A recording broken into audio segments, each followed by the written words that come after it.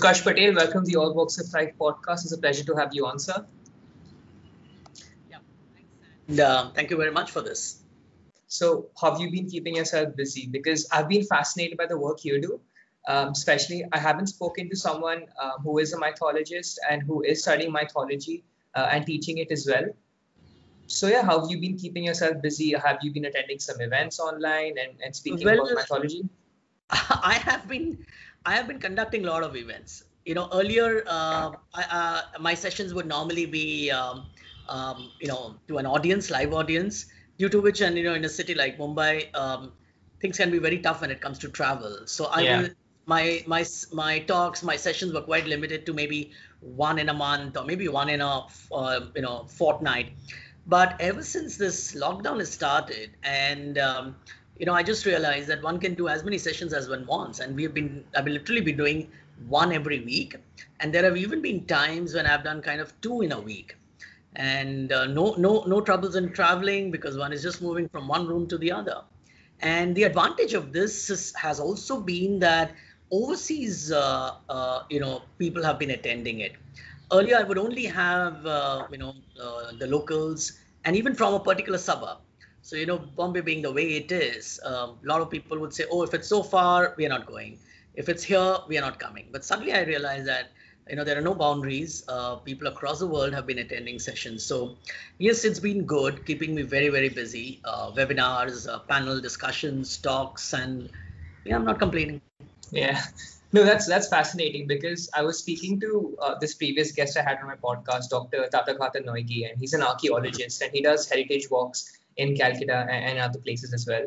And he was talking about the same facet, like he does these physical walks, but because of the times we are living in right now, he's been able to do it virtually sort of, and that's great credit to him. But he's seen his audience widen in terms of there are people attending from 100 countries all around the world. Yes.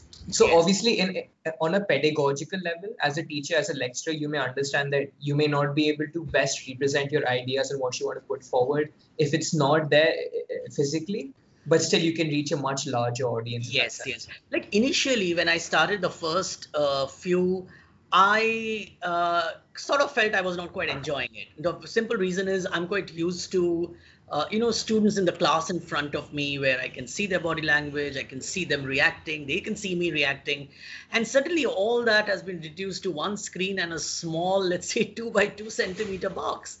And I could just feel that, no, this is not something I'm enjoying. But then I realized that, I'm able to reach out to a larger audience across the world. Suddenly there were no boundaries and just about everybody was attending. And I could actually see people telling me, thank God it's virtual, sir, at least now we can attend. So in Mumbai, so forget about people from other parts of the world. People in Mumbai are happy saying, you've gone virtual, that's pretty good. So then I see that I realize that there is merit in this. So be it. So here we went about doing a lot of sessions, webinars, workshops, which we had to even cancel once because we didn't have adequate audience. And at one point of time when we announced it virtually, my coordinator actually calls and says, Utkarsh, we'll have to stop this. There are so many. So I said, wow. I mean, just 3 or 4 months back, I remember we had to kind of cancel it because, my coordinator says there aren't too many people. And suddenly she calls up to say that, look, I think there are too many of them. What do you want me to do? So that's the change. And as I said, that's a welcome change because you're able to reach out, one, to a larger audience. Second, there is this sense of fulfillment that, okay, I've done so many and so many people are willing to listen. That's the best thing. I'm doing Norse mythology. I'm doing epics. I'm doing things on LGBT with the seminar coming up. So a seminar, so on and so forth. And it's interesting. It's really interesting the way people have suddenly, and the other thing is I think people have also found a lot of time with them. Suddenly they have time on hand where they want to explore something that they might have been missing out for a very long time. So suddenly they want to know, they want to attend. I had this gentleman who called me up yesterday saying that, sir, I could never attend your classes or your sessions because, I can't travel much. He's a senior citizen. He says, I'm certainly enjoying this, because I'm attending all your sessions. I didn't realize it because half the time we don't know who's attending our sessions. So yeah, it's pretty good. I'm happy with this. Yeah, I mean, I'm not saying lockdown should continue. Yes, it should stop ASAP, but no complaints, no regrets either. Do you see a future in, let's say, even when we revert back to functioning as normal, if we want to say, and we go back to universities, we go back to our jobs, you can still maybe, I'm not, so I refer to you in the show notes that I put forward. So there's this person I refer to. He's a psychologist and philosopher, Jordan Peterson, and Yeah. he found the power of the internet so strong because he felt that he put up his psychology and philosophy lectures online on YouTube, and what he said that was that just because I have my time, so I can see. So if it's a 2 hour long lecture, it doesn't mean I have to sit there from 9 to 11 and watch it then and there. I can consume maybe 30 minutes now, maybe 30 minutes later whenever I'm free. And what he said that was he was getting millions of views on those lectures, which is unheard of. If you would never get millions of views on an academic paper or True, true. even something like that. So No, the question I'm I trying to put agree with that. the Sorry. question I'm trying to put forward here is that do you feel that there is going to be a change in the way we consume academics, even in the way, like the fields you're teaching, and it would be that you would have to put content online? Yes, I think things are going to change. For example, a lot of people, like for example, my own university, we never thought of doing an online course. Okay, not that we are, but at least people have started thinking on the grounds that we can probably start it. That's a change. I mean, okay, I'm not saying that's a huge change, Yeah. but yes, that's a change. For example, I mean, I myself was never comfortable with online sessions. A lot of people Hmm. would say record them, put them up, online sessions. I used to say no, but I think now I'm much more open to it, to say that yes, let's do an online, because one, it's easier, better reach, and more people can attend your sessions. That's very, very important. And your efforts that we take. For example, I'll give a simple example. Every monsoon, in Mumbai, we end up canceling one or two of our talks. And we've even reached a stage where we simply don't do or even plan any talks from, let's say, mid-July to September. And this year, it just didn't bother us that, it's been pouring nonstop for 5 days. It just didn't bother any of us. We did continued our session. So I think all of us have woken up to a realization that this works, and probably this works for good. So all those people who cannot reach, like, we literally, by live sessions, we literally eliminated a huge segment of people, senior citizens who were not able to step out, people from a particular suburb not able to come. It's pouring at one place, it's not pouring at another place, traffic. Half of them would say, oh, for a 1.5 hour session, can I afford to spend 4 hours traveling? All that suddenly is it. And I think everybody's now willing to say that, can we do an online this? Can we do an online that? Like I've got so many of these requests saying that, why don't you do a certain online course? So I did do two of them. I did two workshops online. Now suddenly there is a demand saying that let's do two more workshops, in then this month itself. So yeah, I think one has to accept that there is going to be a major change, and in this change, not many will be complaining. Let me be honest about that. That is, I'm not complaining, and I'm sure many people like me are not complaining about this. Yeah. That's fascinating, and I would try like to link that back to your intellectual journey, maybe, because I've heard you've talked about how you were in the corporate space, but then you wanted to follow your passion and study mythology in that sense. So could you just walk me through that journey of what So and how you I got interested in studying So and I teaching was always mythology? interested in mythology right from my childhood. I used to read whatever came my way, love these stories. I felt that there was something more to it. But, a time comes when you're chasing careers, your jobs, you're trying to rise the corporate ladder. And, there was a time I used to, I was into the IT industry, sales and marketing and business development, and I was traveling one hell of a lot. And I think a lot of people reach what they call midlife crisis. I think what I reached midlife crisis was pretty late in my life, but I'd love to call it midlife crisis nonetheless. And that's when I came to know about a course in Mumbai University about mythology, and I was surprised to know that there's something beyond the stories. So I went and sort of figured out about it, took admission, and yeah, in those days, we used to have 10 students in a class, and that was considered to be a good number of students. And I enjoyed the course. Like I remember, I was busy with my work. I used to travel, and there were even times when I was traveling Monday to Saturday, and I would straight away reach the university with my bag, okay, attend the class and come home. The family pretty upset about that. That saying, it's okay if you miss the class, and I would still go because I was enjoying the classes.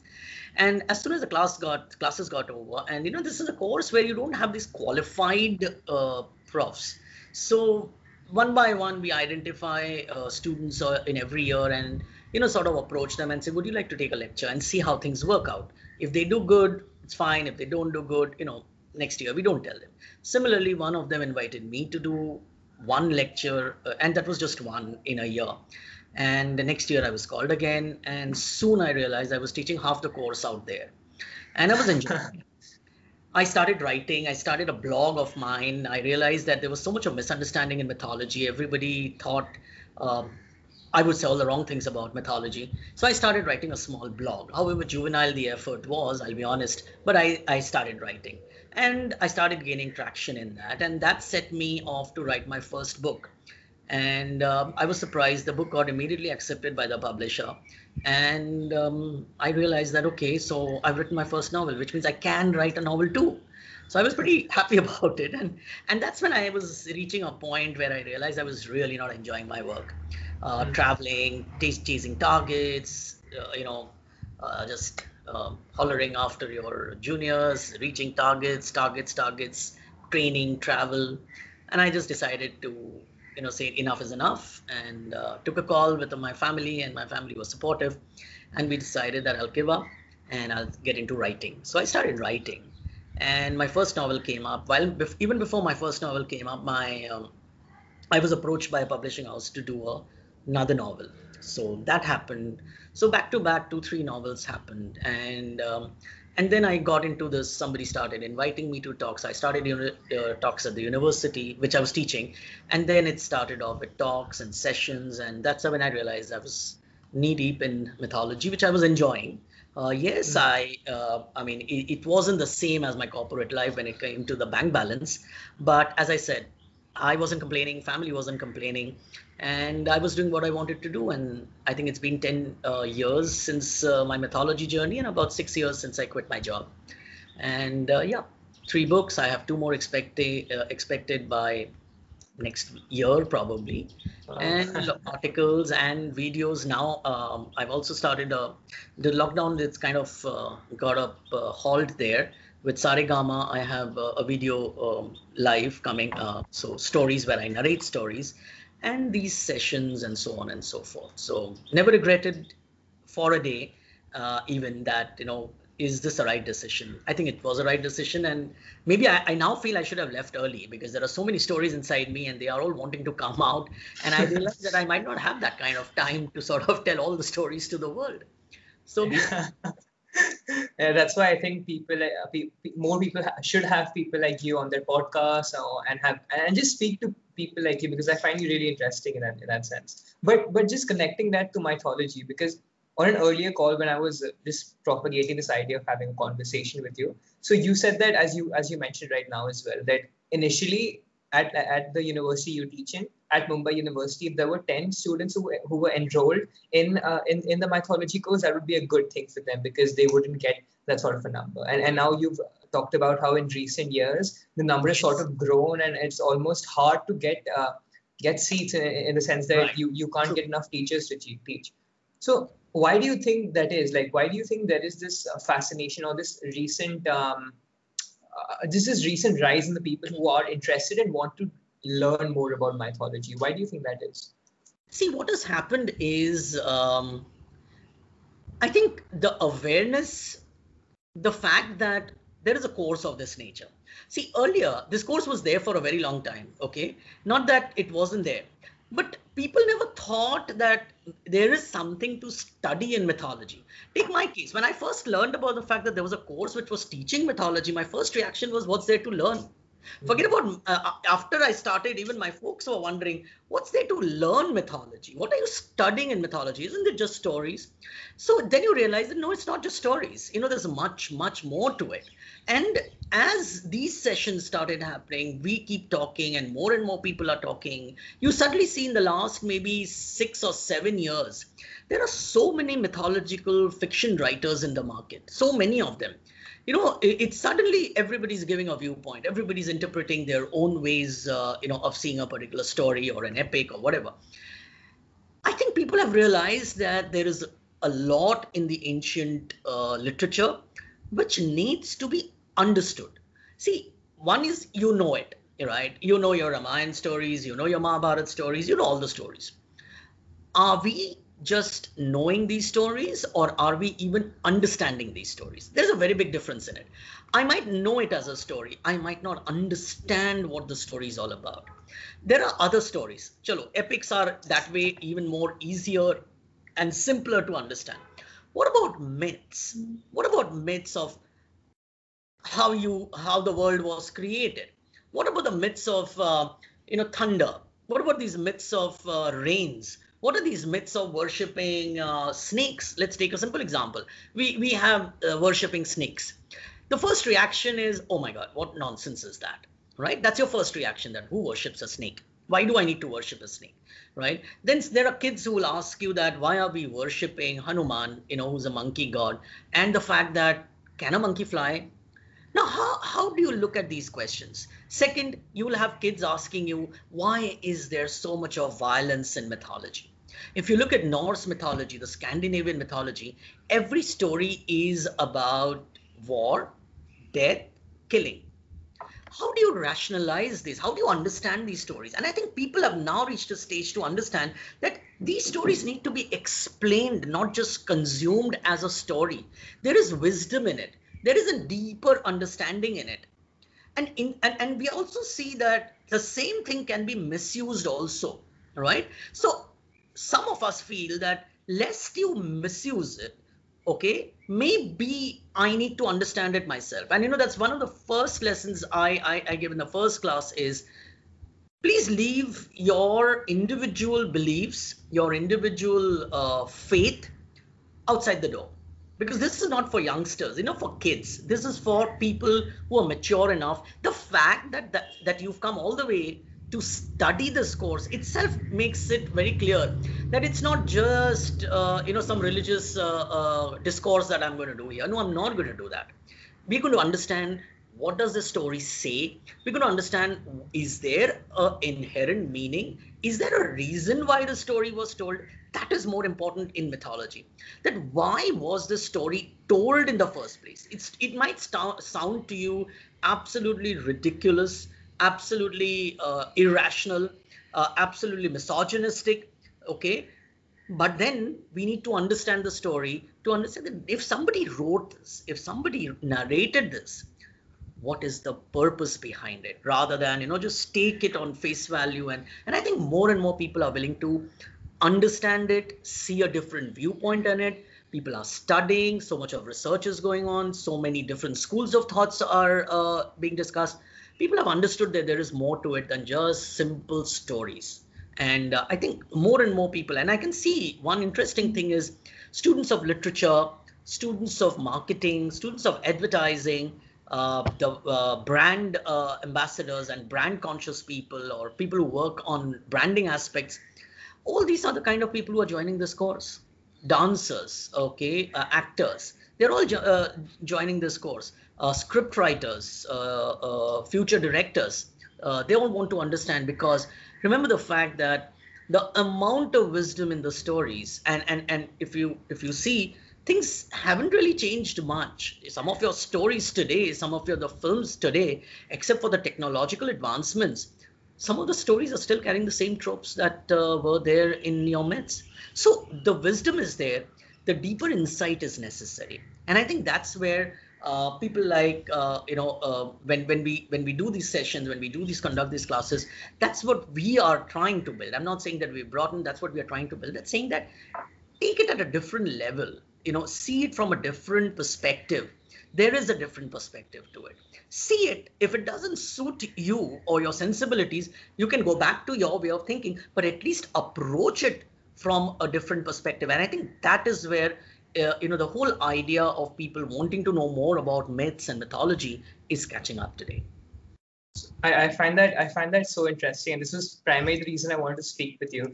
And it's this essence of so we have to understand what is real, what is true in that sense. You could say that science is real in the objective sense, but when you read literature, when you read Shakespeare, when you read the myths that we have read, you can say almost that is more real. And what I mean by that is, and this is primarily by the work of Jordan Peterson, and he talks about how you can't, and I got this quote somewhere, you can't derive an ought from an is. And what you mean by that is, for example, I have an objective reality. For example, I know that how much water is in this cup.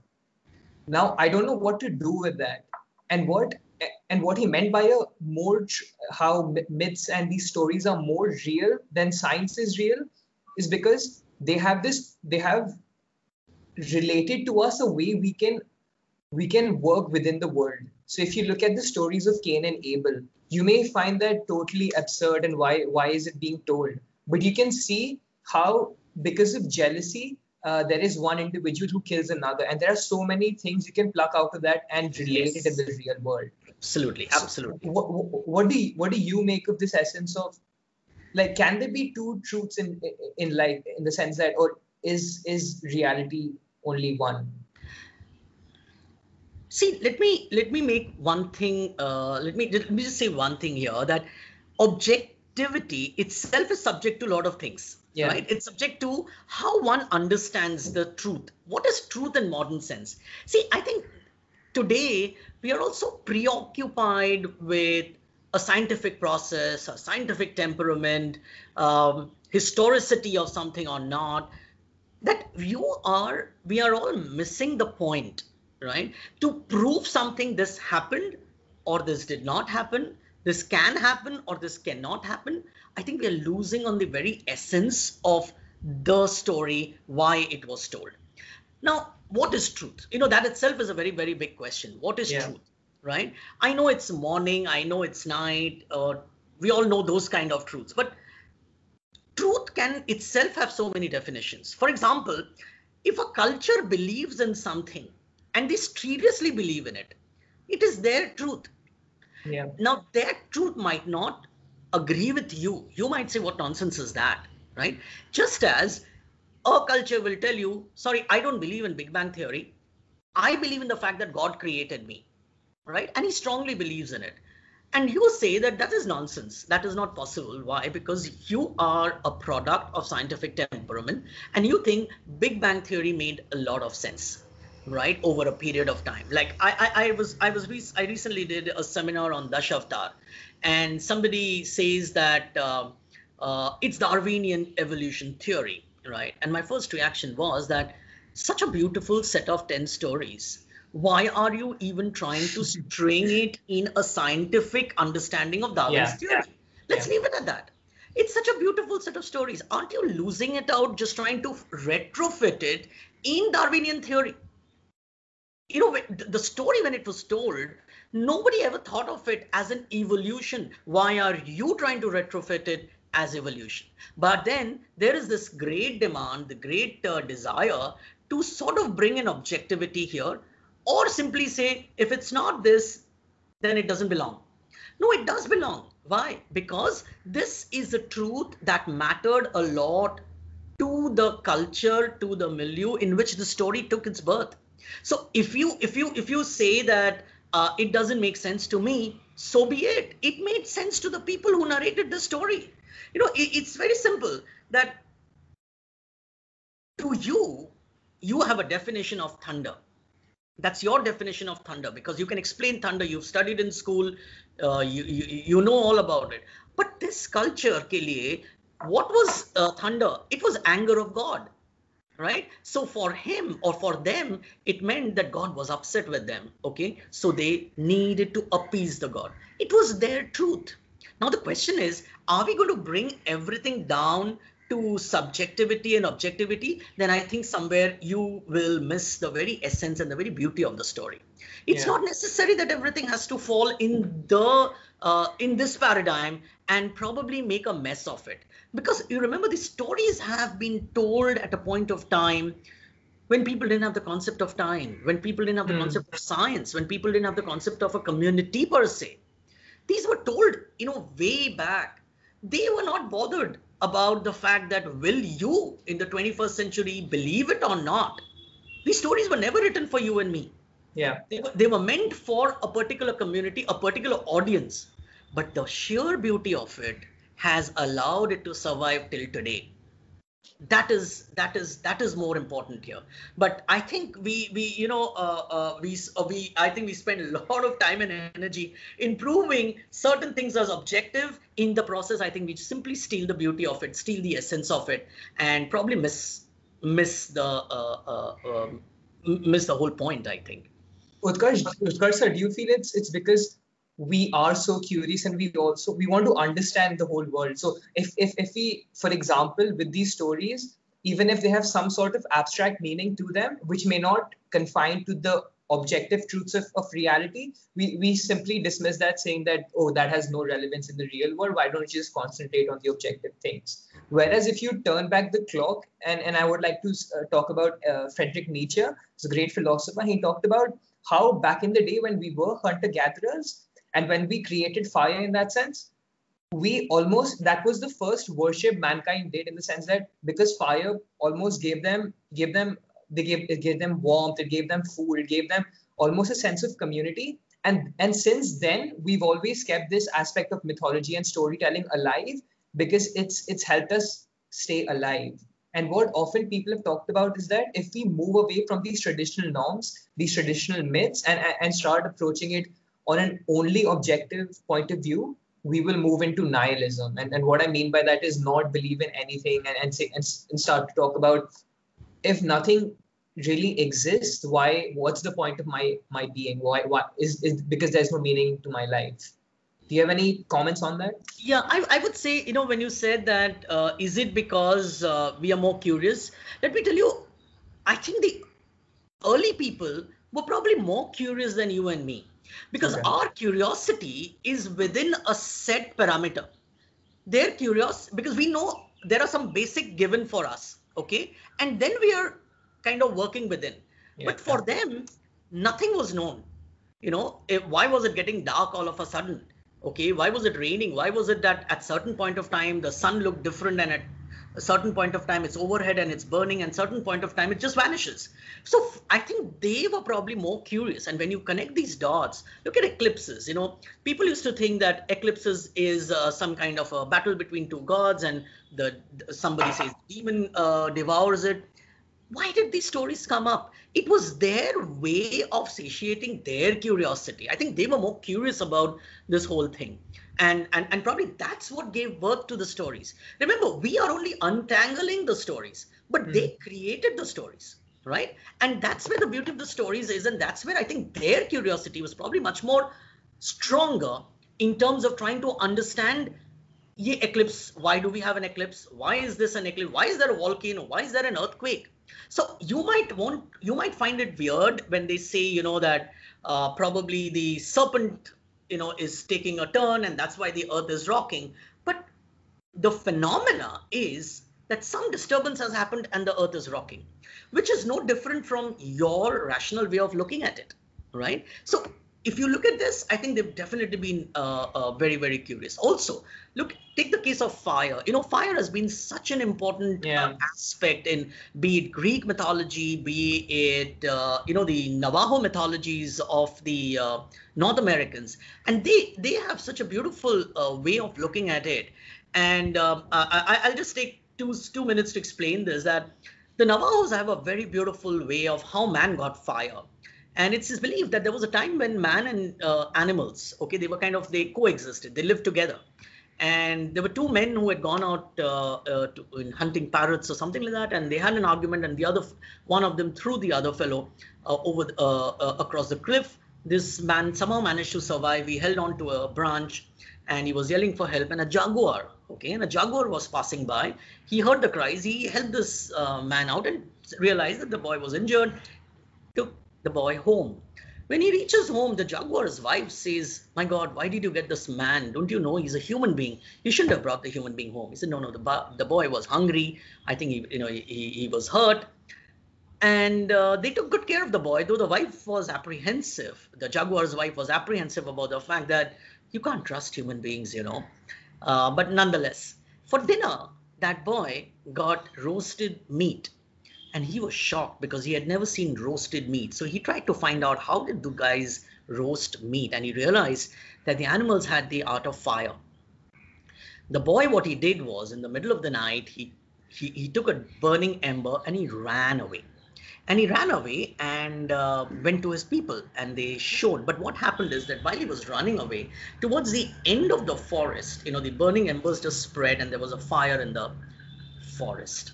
And the jaguar's wife said, "Didn't I tell you you can't trust human beings? See, they burnt our dwelling." And it is believed that man got the art of fire from animals. Okay? And it is this fire which they took and they went on and they started using it.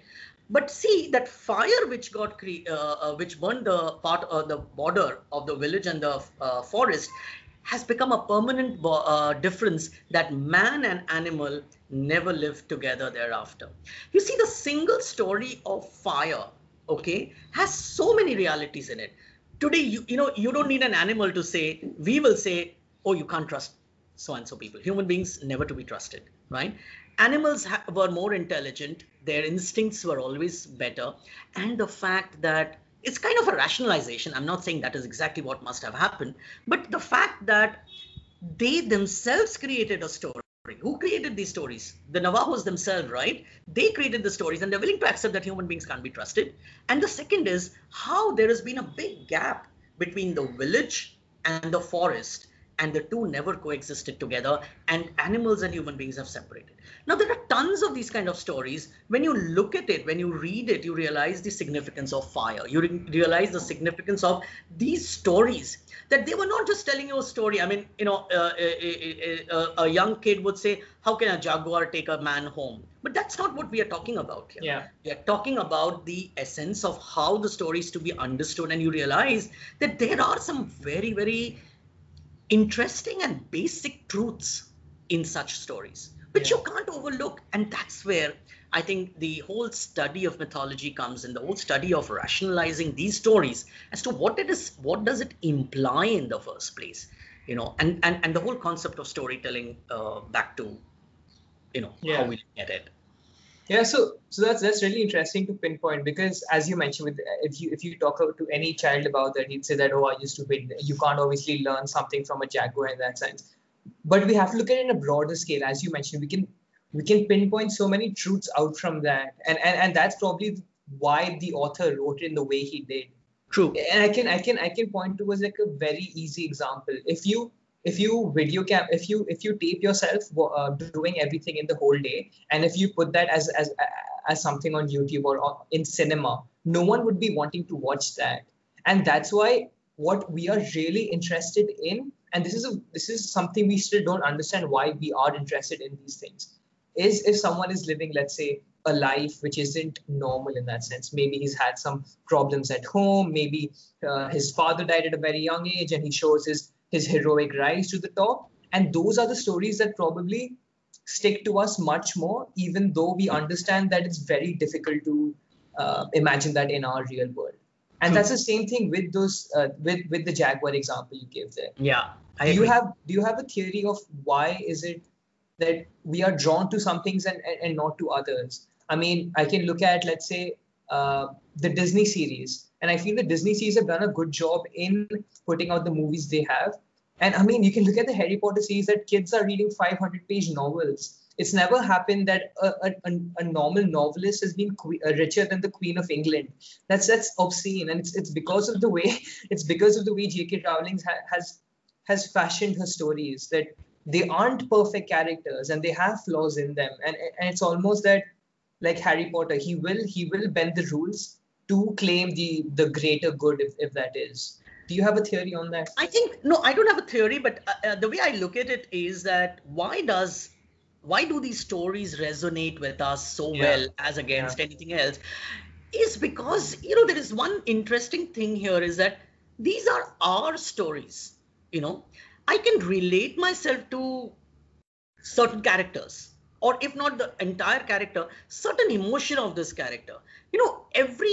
Remember the fact that these myths, though sometimes they are about gods, they're about divine, semi-divine characters, but they are all in a way very, very human in nature, right? Gods can be arrogant. Certain characters can be so arrogant, and their arrogant pulls them down. Okay, certain characters are so so nice, that you tend to feel that, okay, I think that's the kind of nicety I need in a human being.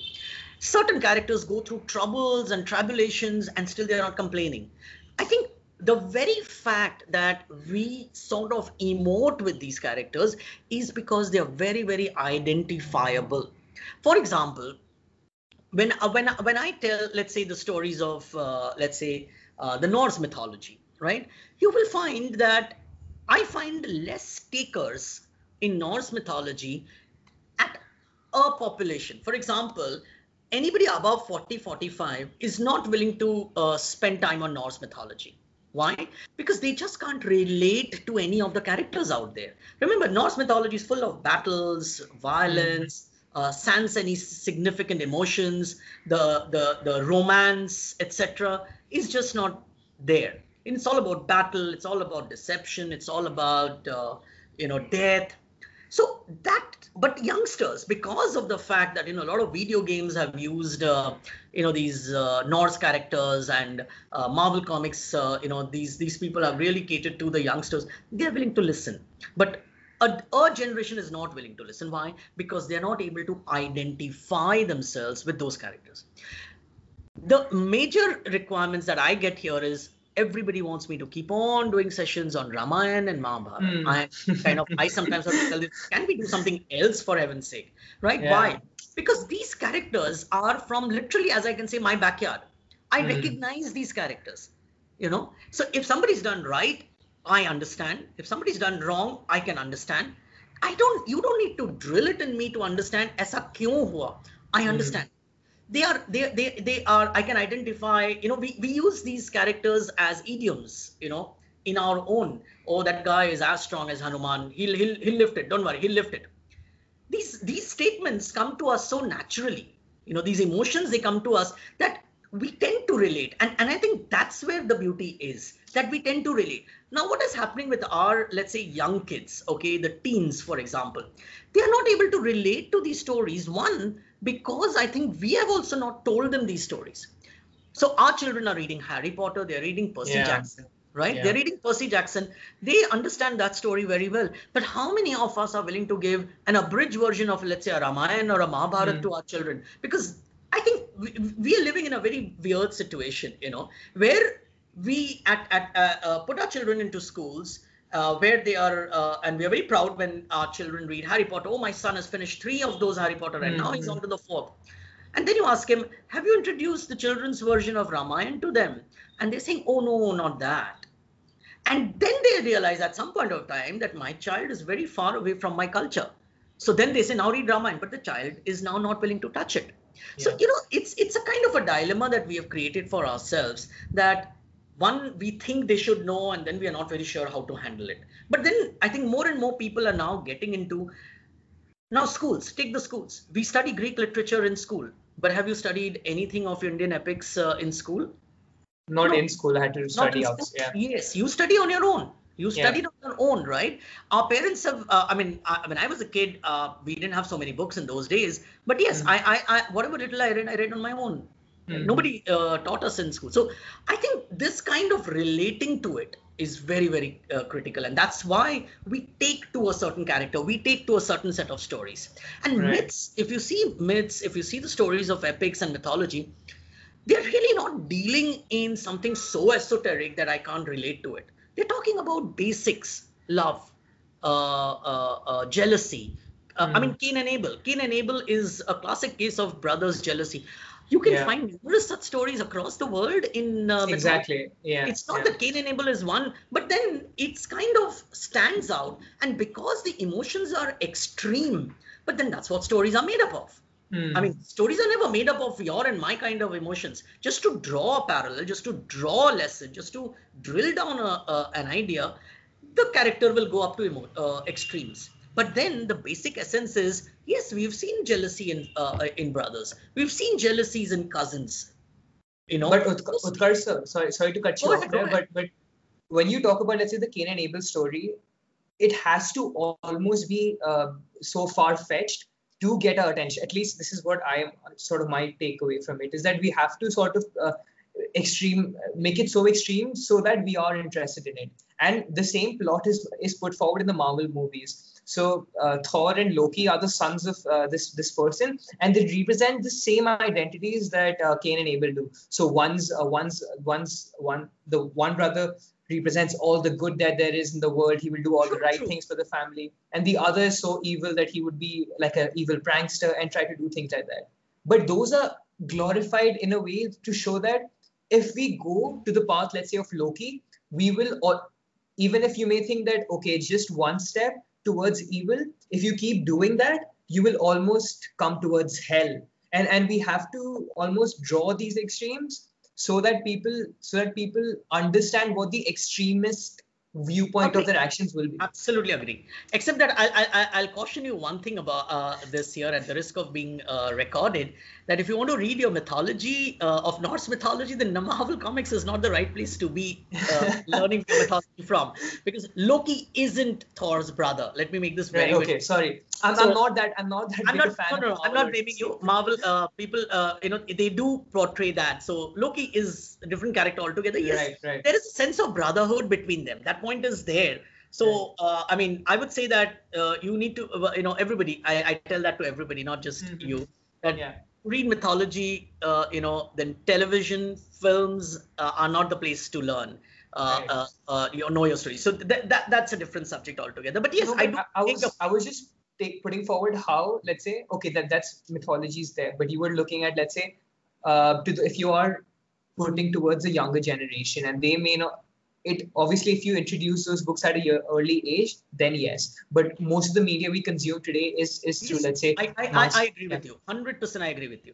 And I do agree also on the fact that, yes, it is important to show extremes. And look at the story. They are all extremes, right? Every story in mythology is about extremes. When somebody is suffering for 13 years. And 13 years is a long time, right? Exiles are 14 years and 13 years. Those are long periods of time. So, yes, extremes are necessary to bring in, this whole concept of what is right and what is wrong. So that's the whole essence of meta truths I was talking about, that we wouldn't see someone suffering, as you said, for 13 years. And it may be very, very rare, but that is still there.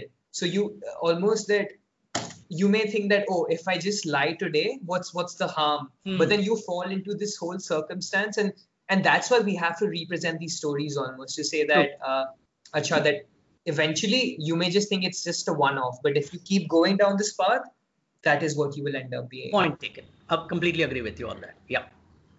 So there's this other point I wanted to touch upon with lying and this essence of truth. And I put this forward to you, and I put examples of Ram and Krishna over there. And what I talked about was that just understanding your perspective on truth, that is. Would you fall into the camp of Ram, who would say that you have to say the truth?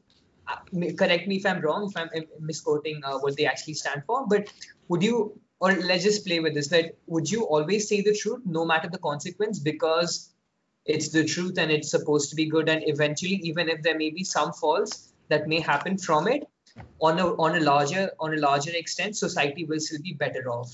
Or would you fall under, let's say, the camp of Krishna, who would bend the rules sometimes and may lie, white lies or whatever, so that the greater good is preserved? Like, do you see how we can work this out? So let me tell you a small story here. Before I answer your question, let me tell you a small story. There was a sage who had taken a vow that come what may, he's going to tell the truth. every time, no matter what happens, he's going to tell the truth. If that means that he would have to undergo, some personal issue, personal problem, he's still going to stick to the path of truth. So one day while he was doing his penance, some people ran inside his hermitage. He was sitting outside, ran inside the hermitage. And thereafter, some more people came with swords in their hand, brandishing the swords and asking him, did you see this set of people? And he had taken a vow of truth. So he had seen. So he says, yes, they have gone there. These people who followed them with the swords, they walked in, they killed those guys, looted them because they had some jewelry, and they walked back. Now, this man who's lived a sage all his life, after his death, he was awarded hell, right? And, because he was considered responsible for getting those people killed. Now, remember, all his life, he has said the truth. It's this time also he spoke his truth. So you would think that truth is a great virtue. But no, he was sent to hell because he was responsible for getting these people killed. But he told the truth, right? Now, look at another example here. That, Dronacharya in Mahabharat, okay, he's going berserk and he's unstoppable. And the only way, and there was no way one could eliminate him. So somebody decided to utter a lie, okay? And when he heard that his son was dead, which was a lie, he gave up his arms and they killed him. Now, the second one was a lie, but nobody got penalized for that, okay? And the first one was the truth, and that sage got hell. Now, how do you decide what is truth once again? Now, in the Western culture, we believe there is black and there is white, right? It's a yes or a no. It's a binary. It's a 0 or a 1. But if you see Indian mythology, it's not binary. It's not a yes or a no. It's not the truth is this or everything else. No, it doesn't work that way. Between the black and the gray, I think there were 1,000 shades of gray. Black and white. I mean, between black and white, there are 1,000 shades of gray. So what is truth? And then we define what is untruth. And then we say what is a lie. Now, if you look at both these cases, right? One was a truth which uttered, but it didn't help him. And the other was a lie, but it saved. At the end of the day, what one has to see is what is the lie, if at all, being uttered for what? For what purpose? Is there a larger goal to it, right? Is there a larger goal to it? Because if you just decide, I'm never going to tell lies, it's not going to work. Or I'm always going to speak the truth. It doesn't work, right? Sometimes you have to. Now, this is really not a very, very big dilemma when you study mythology and how they look at the definition of truth. So, as I said, simply said, one has to simply look at the larger cause here. And real life is a lot different from a life in books, right? Today I can sit and value judge by saying, oh, well, what happened in Mahabharat with Dronacharya was incorrect, right? Because I am seeing it in 2 dimensions. But if you were there at that point of time and they say all's fair in love and war, so all's fair in the war, right? So, of course, there were rules, but then the rules were, so one rationalization is, of course, there were rules, but then everybody was breaking rules, right? So if everybody is breaking rules, should my breaking be all right? That's a question. Or if for the larger good, a lie has been told, is it okay? That's a question that the given culture, the given times will have to answer. And these stories, the way we look at it, frankly, these stories help us understand. See, these stories are all told to you in a metaphor. They're not, they're not telling, it's like, I'm not telling you directions that if you want to go there, go straight, turn right, turn left, and you will find your direction. No, that's giving directions, right? But here we are talking about a metaphor. And these stories are to be seen in metaphor. These stories are to be seen from the perspective of who wrote it. What is the author trying to say? What is the author trying to tell you through this? Remember the fact that all myths, be it epics, stories, myths, were told in a milieu, were told with a purpose, were told in a context, were told for a set audience. The fact that we are still talking about them shows the beauty of the stories, that they've still lived. They're beyond their times. When Valmiki wrote Ramayan, he didn't write for the 21st century people to debate and dissect and do lot more things. No, he just wrote it. He just wrote a novel, an epic which he wanted to write, the perspective of what a man ought to be or how a man he envisioned. That's what his story is all about, right? So it's lived beyond its time. That's the sheer beauty of it. But you can't take everything in a literal sense. So the definition and truth is one thing that we see in mythology numerous times. You'll find gods lying, you'll find gods not telling the truth, you'll find gods interpreting the same truth in a different way. Why? Because we as human beings have been so preoccupied by what is true and what is not true that this aspect keeps on coming. Look at any stories across the world. Forget about I'm not just giving examples of Ramayana and Mahabharat. Look at Greek myths. The concept of not telling truth is so common. Look at Egyptian myths. You'll find all the myths have this basic aspect of, should I tell this or should I just keep quiet and not tell you? So one is uttered truth, lies, one is unuttered. I don't say anything and I keep quiet, right? So there are different ways of looking at it. So what Ram does at a certain point of time and what Krishna does in a very different yug for a different audience for a different time is going to be very, very different. And remember, we are the same people consuming both of it, right? Yeah.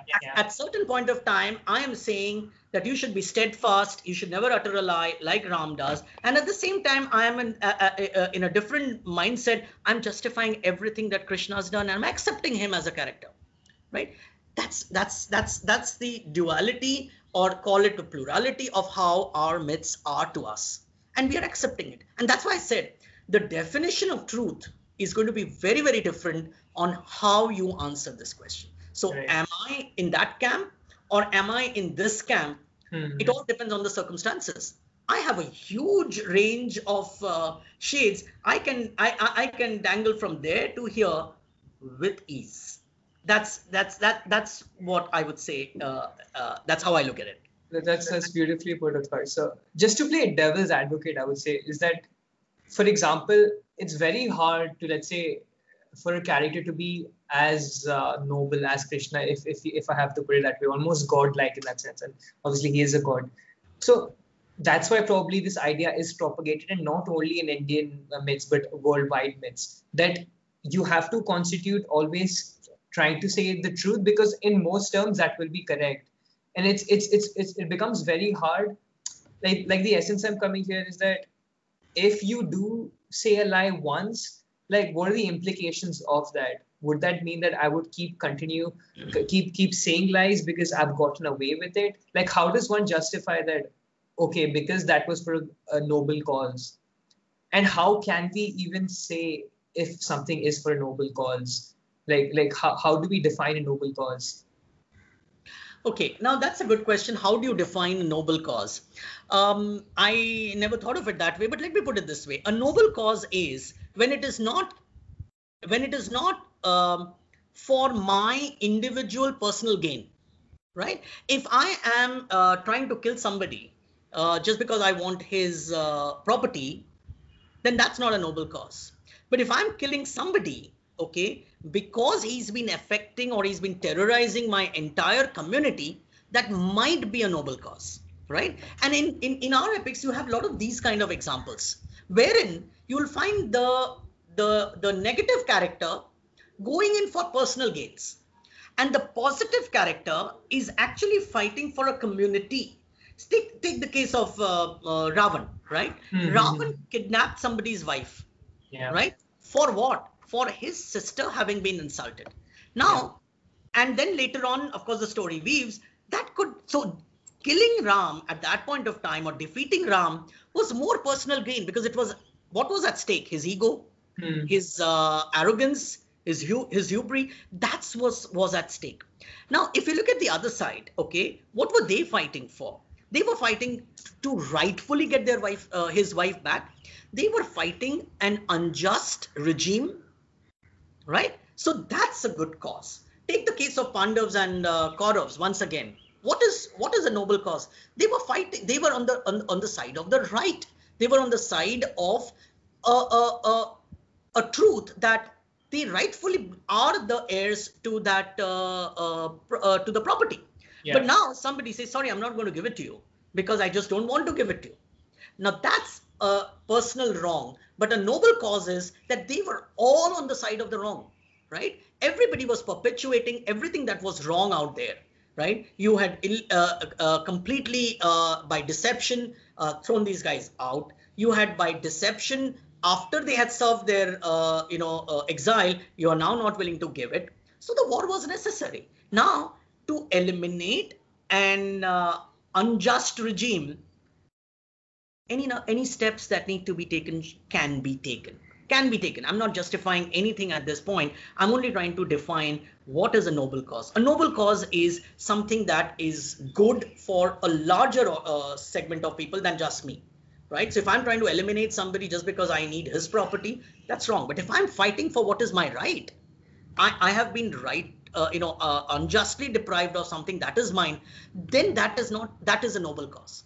But if I'm just trying to usurp your property just because I just want it, so noble cause has a definition of that sort. So is it right to make a few errors? This thing, if you see, when you read Mahabharat and if you see the whole story in context, not just take one episode of Dronacharya's killing or one episode of, let's say, Karna's killing. We all talk about when Karna gets killed. That's not fair. He had laid his arms down. That's so unfair.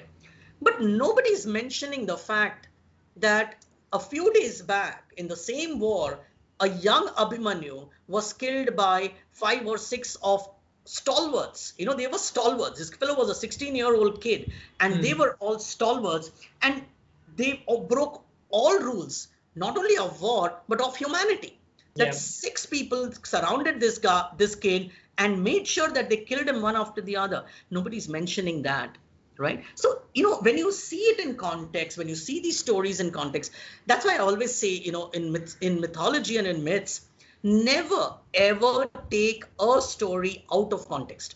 And the stories are so woven so intricately that whenever you touch one and you try to take it, you'll realize that 3 more stories come up to explain that story. So stories in myths and mythology should always be taken in context. You have to understand the cultural background of it.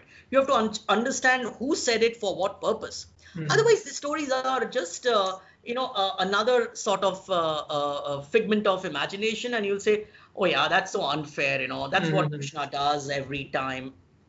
I'm not justifying anything on behalf of any. For me, all of them are mythical characters, and I when I read them, I find them all same.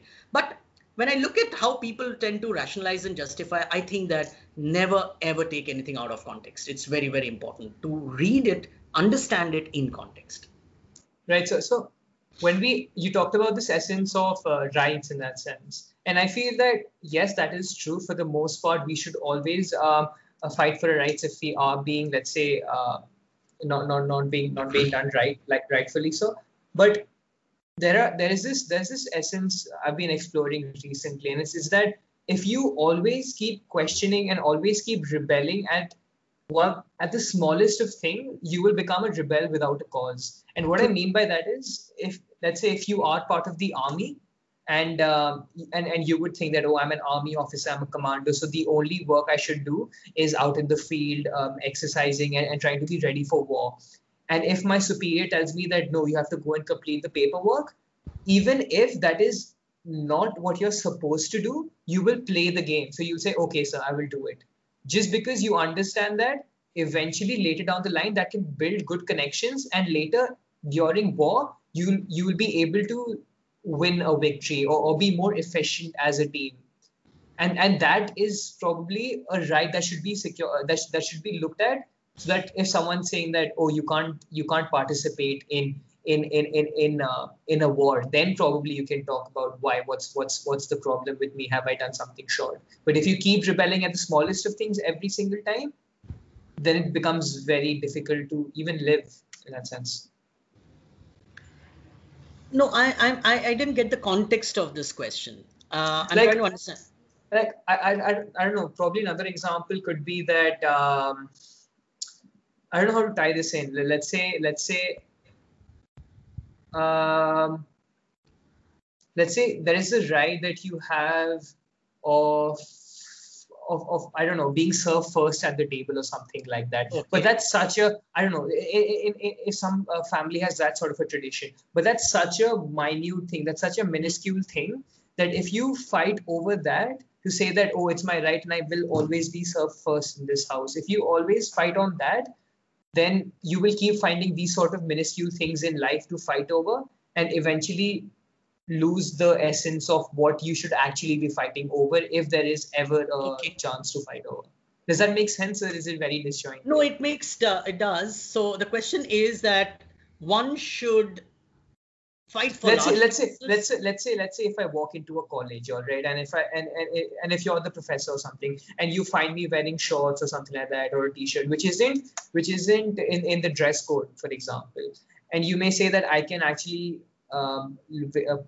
take out 15 minutes of my lecture and just to scold that particular kid that he's not in proper attire, or I could finish my syllabus and talk about what I want to talk about. And if I do that, then maybe there's a greater learning for the children than simply pinpointing someone who may be late, or who may be wearing something that's not in the dress code.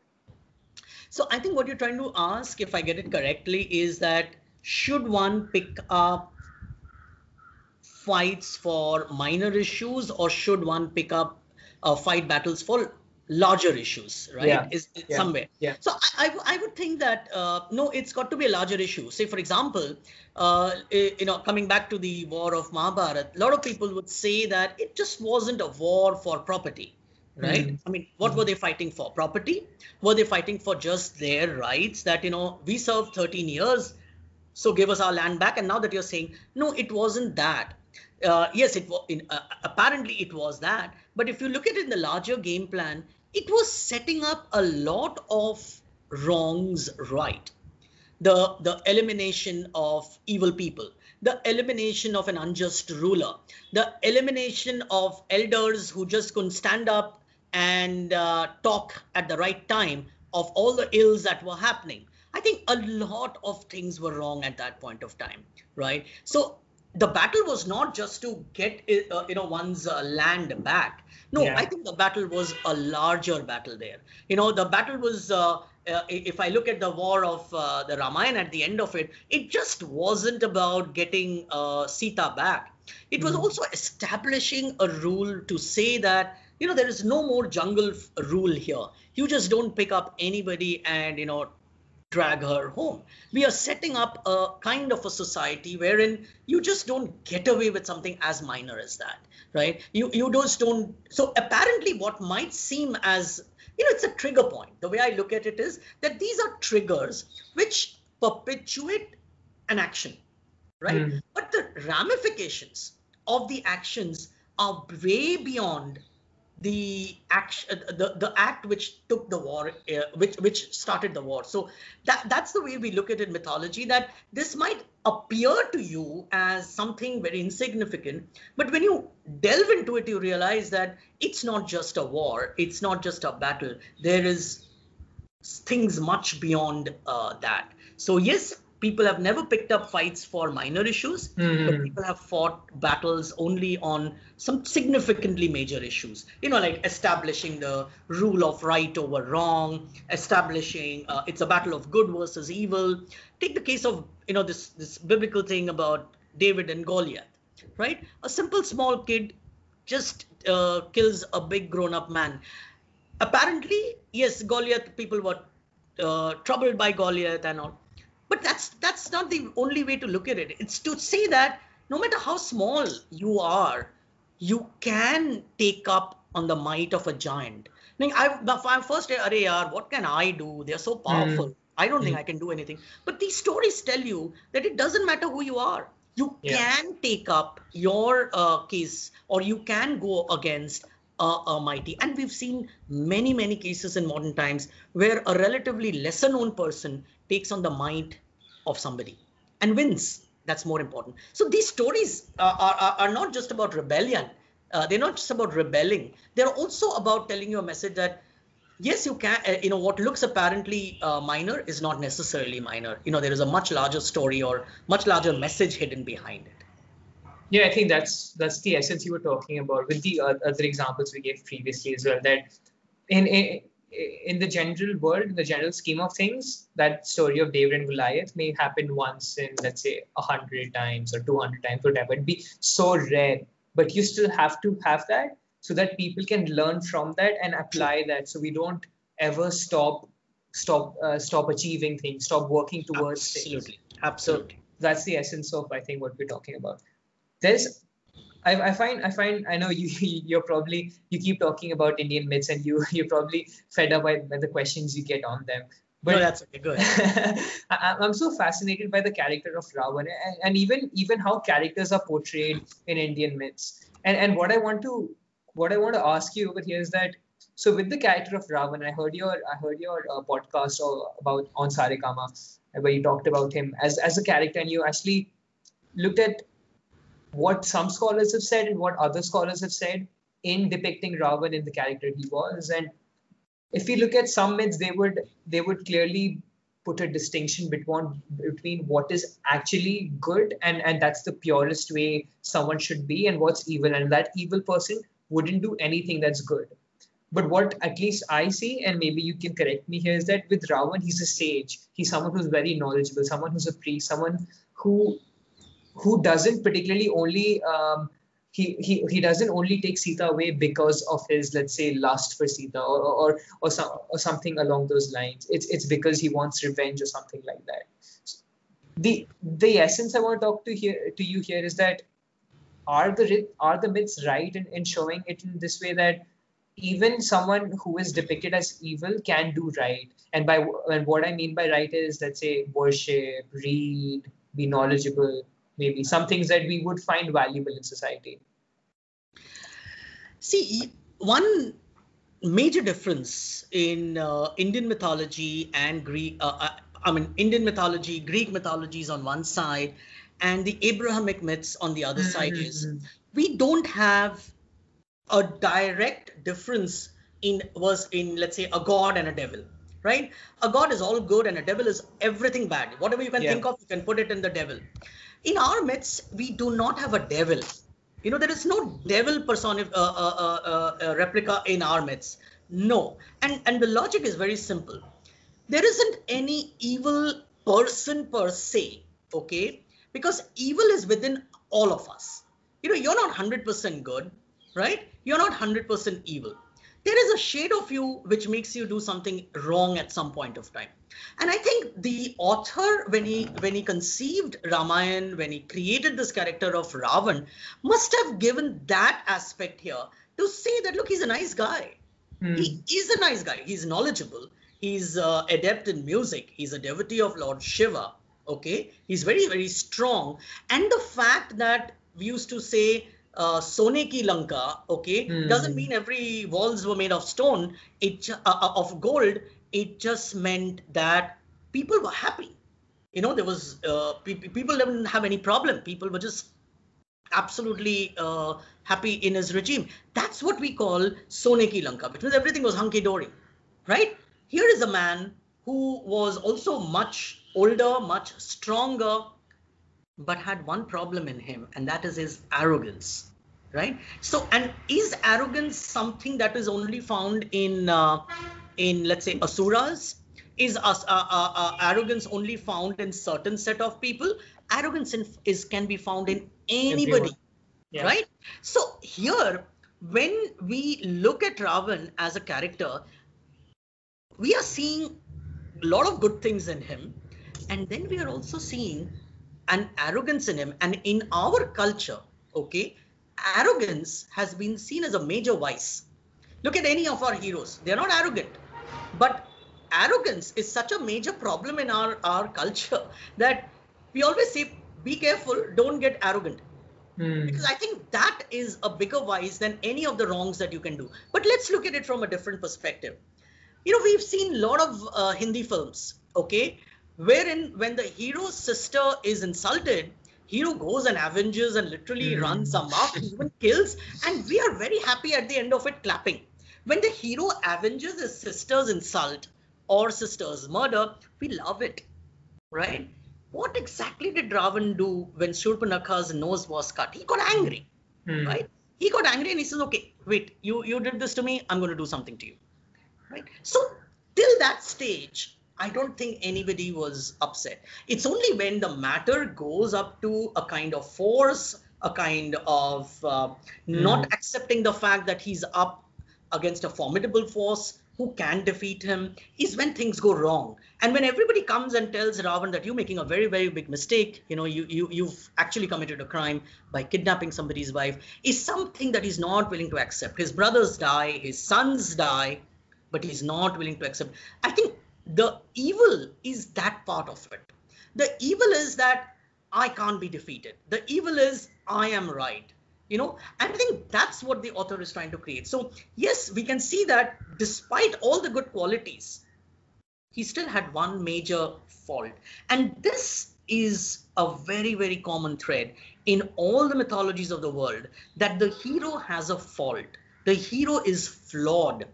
That is what makes the hero a problem. And that is what probably brings him down. Like the Achilles heel, in the Greek mythology, you have the concept of Achilles, though he's a hero, but that Achilles heel is to be seen as a flaw.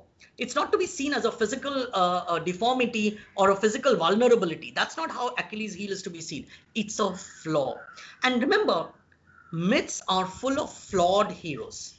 And that's what makes the character so endearing and so believable and so relatable. Why? Because his flaw is such a human flaw, right? And I think the whole character Ravan that was designed or made by Valmiki is such an interesting character,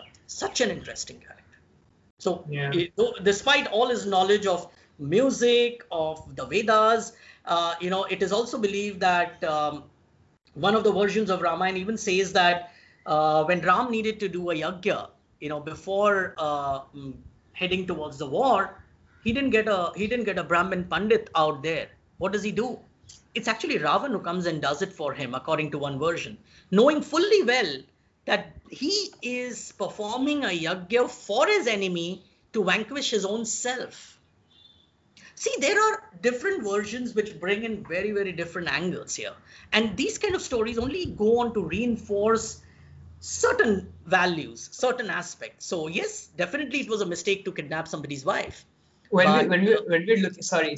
Yeah, go ahead. When we are looking at that particular version of the Ramayana, when you're talking about when Ravan comes and does the yagya for Ram, like what's the essence that the writer is trying to put forward here? Is that maybe is duty like so superior, like your duty as a priest, as a sage, so superior that you will bear any consequence, even if that is your own death or your own? No. So it's a function that I cannot say no to, right? So if I'm a teacher and it's like the Kshatriyas. Yeah.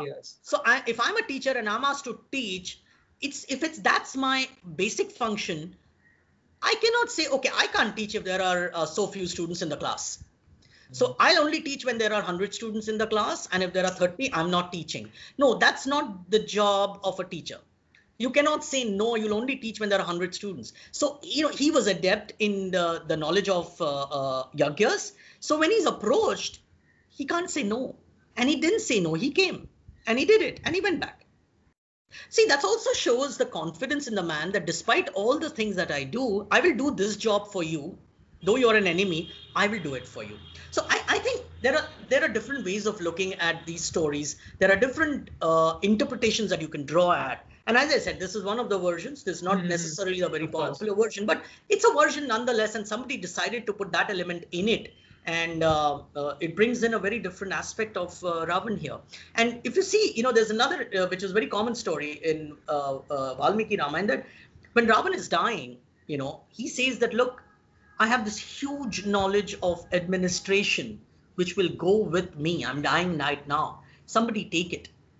And it is believed that, Ram tells Lakshman that I think you should take it from him and he goes, Lakshman, the haughty, arrogant, and he goes and says, yes, bolo, kya bolna hai?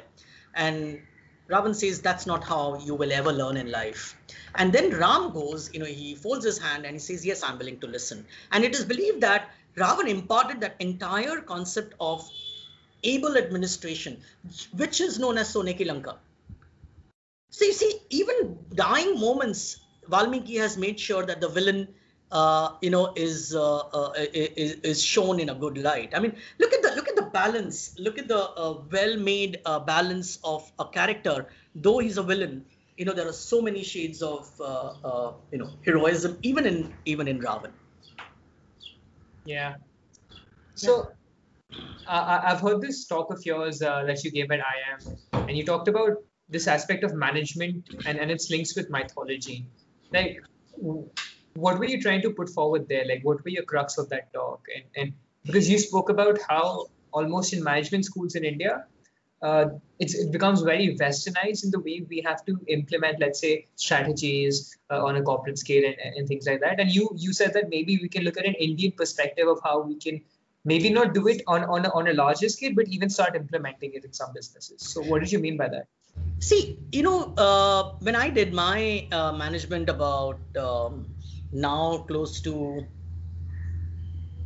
2.5 decades plus, maybe 3 decades, whenever we studied a case study, everything was Western. We are talking about, those, what is called Xerox. We are talking about, Avis. We are talking about Coke. We are talking about Pepsi. All the case studies that we studied were Western. These case studies were, it's not that we didn't learn anything out of it, but this case studies were so Western that sometimes we were wondering, will it happen like this here? Right? So when levers was challenged in here, Hindustan Levers rather, when challenged with Nirma, which is an absolutely homegrown product, a lot of people didn't know how to react to it because levers was never challenged by anybody like a homegrown in your backyard, literally doing it. And that's when people realize that how are we going to rationalize this? How are we going to understand this? And I feel that we have, ever since from the time of business studies in our country, the curriculum has completely followed the Western process. Nothing wrong in it per se, but I think what happens is that at some point of time, you might feel that, okay, but this happens in New York. Will it happen in, let's say, XYZ Pur, Rampur? Doesn't matter where Rampur is. Will this work in Rampur? Will the way Colgate and let's say another Crest, right? That was a very common example we used to read in management.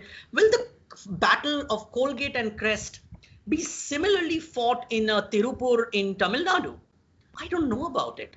I would have to experiment it. And I think that's when, that's when I feel that we have been blindly copying the curriculum, the examples, okay? And it wasn't quite working. And in the process, what has happened is that some of those theories were being imported from there. We were blindly studying them and only to realize while implementing that this might not work.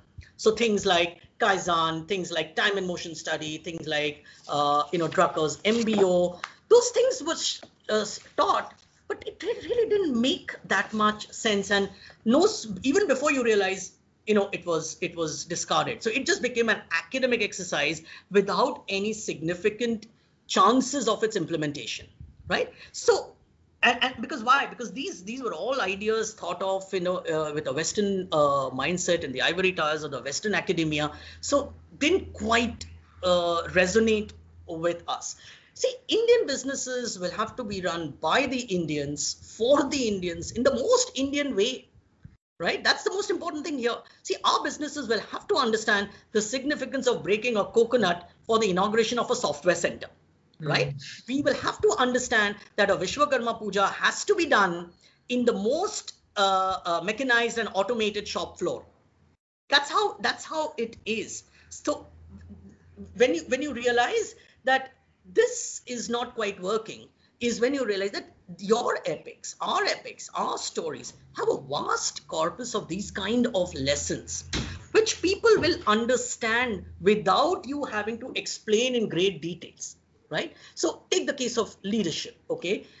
I do these leadership and these management sessions for corporates, and barely do I give the name is when people tend to understand what I'm going to say. Why is it that way? Because if I'm going to talk about the war strategies of Kurukshetra, I don't need to give you the background of it. But if I'm going to say crest, okay, to a relatively, let's say, a lesser known organization, which is, a small group, I'll have to tell him what is crest. I'll have to tell him where in the Western market does crest stand, right? It's a toothpaste. I still remember I was giving an example once, and somebody has to say, what is crest? Till I have to tell him it's a toothpaste, right? But if I start talking about Krishna, if I start talking about Arjun, if I start talking about Bhishma, I don't need to explain to him what was wrong, and you will immediately find an acceptance, an understanding. The question is that there's a huge body of work lying there. And I'm not saying that they were written with management and leadership as objectives, but you can't deny that there is so much of wealth in it. Why not explore that wealth? And as I said, when I give these examples, I can see heads nodding vigorously. It's like, no more explanation needed. He's got it bang on. And that's what one is trying to do. And I'm telling you, there are a lot of acceptance today on this management issues, management aspects, leadership, the concept of leadership. And you can teach the same thing with the very basic Western ideas which have been kind of ingrained in people's mind. I'm taking the same principles. I'm taking the same principles of leadership. I'm taking the same principles which have been taught in management schools. I'm just building on it and giving you Indian examples. I think people accept it. Ethical, organizations have ethical qualms, ethical issues. How, the company is not doing well, but it has to trim itself. And the company is not doing well, and it has to trim itself. And there are employees who've been doing a great job. How do you handle this? So when you take these and when you bring up these kind of examples, you realize that there is. I'm not saying there's a solution, because these stories were not written with that kind of it. But you understand that this is a workable solution. I can find a solution in my own system. And these stories and the fact that you're telling lovely stories also works very, very well with this. So I think that's a talk I did just to kind of impress upon people that you really, you give your examples. I'm not denouncing the Western ideas at all. I mean, they've been, let's say they were the foundation. That's how the concept of study started off. But now you should look at this corpus of work and see how people are accepting. And trust me, people accept it very well. They find it very, very invigorating, very, very interesting. And I think that's what we should do more often now. So you talked about this essence of storytelling and almost imparting knowledge and imparting what you want to talk about through these stories. And I've heard, so Amish Tripathi, who's a great novelist, he's talked about this essence as well, that if you look at ancient texts, if you look at ancient teachings, everything is almost told as a story. Be it if you want to give a geography lesson, if you look at the myths, it's almost given, even if there is no context of geography, it will always be portrayed as a general text, but then you would inevitably learn about geography through that, or you would inevitably learn about mathematics through that. Like, do you feel this is the right way of, let's say, teaching? Because you gave a management example there. But this again points you back to the conversation we started off with having, in the sense that we almost need these myths and we almost need these traditions, however unlikely we may find them in the real world. It's because of, let's say, the way the stories are told. And that's how we can draw knowledge out of that. See, if you tell a 5-year-old kid, that lying is not good, you should not lie.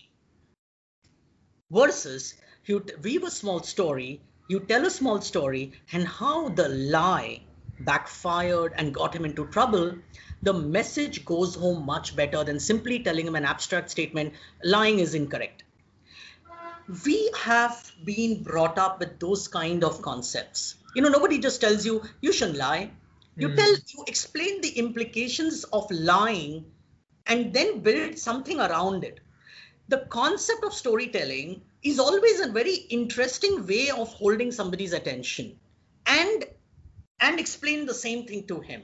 Remember, man is the only living creature who tells stories. And there's a very brilliant African saying that I read somewhere. Which says that God made man because God loves to hear a story, right? And who better than his species amongst all he created? Who better than human beings to tell the story? So I think storytelling is so inherent right from man started speaking. Even when he could speak, he would draw something in the caves, which was probably telling a story. So I feel that storytelling is extremely important, no matter what you say.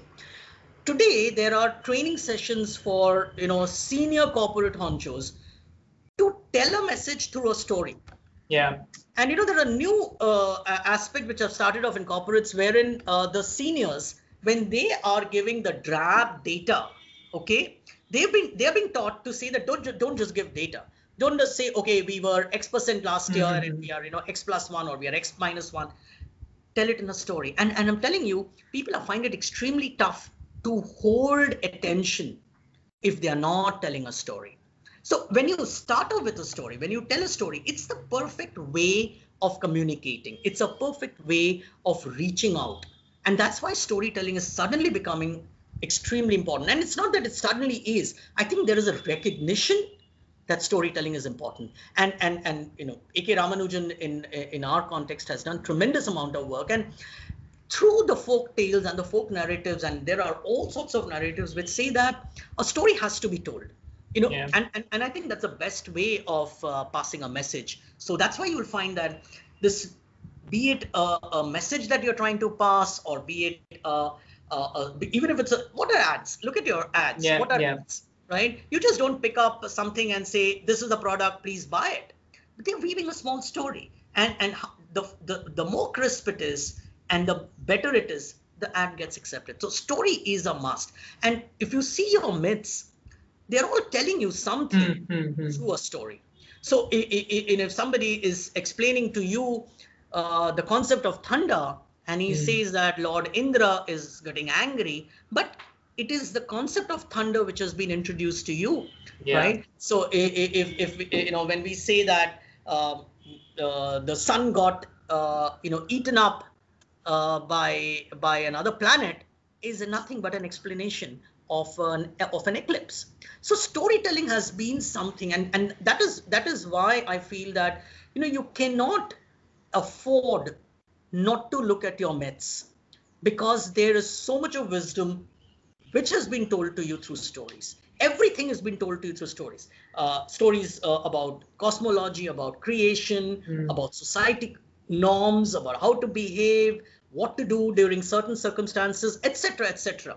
As I said, that's why I always say that the myths were not told in a vacuum. They were not just told because somebody didn't know what to do in the middle of the night in the cave and it was getting dark, okay, and he just wanted to weave a yarn. No, they were told for a purpose, and it's that very purpose which is so important for us to unravel.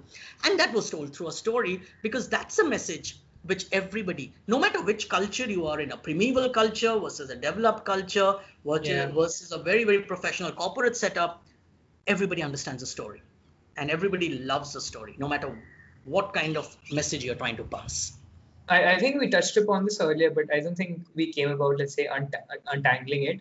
So there's this brilliant writer, I think he's from Israel. So he's a great historian, Yuval Noah Harari, and he says that it's almost an evolutionary relevance to telling stories. And if we weren't telling, and he goes as far as saying, if we aren't telling stories, it may be deprecating for our species, because of the things we touched upon earlier, of how it's almost through, as you mentioned, the different fields like cosmology, building communities, legal studies, whatever we have uncovered, it's almost through these stories, and that's the best way of communicating them to a large populace. Do you feel that? Agree with that.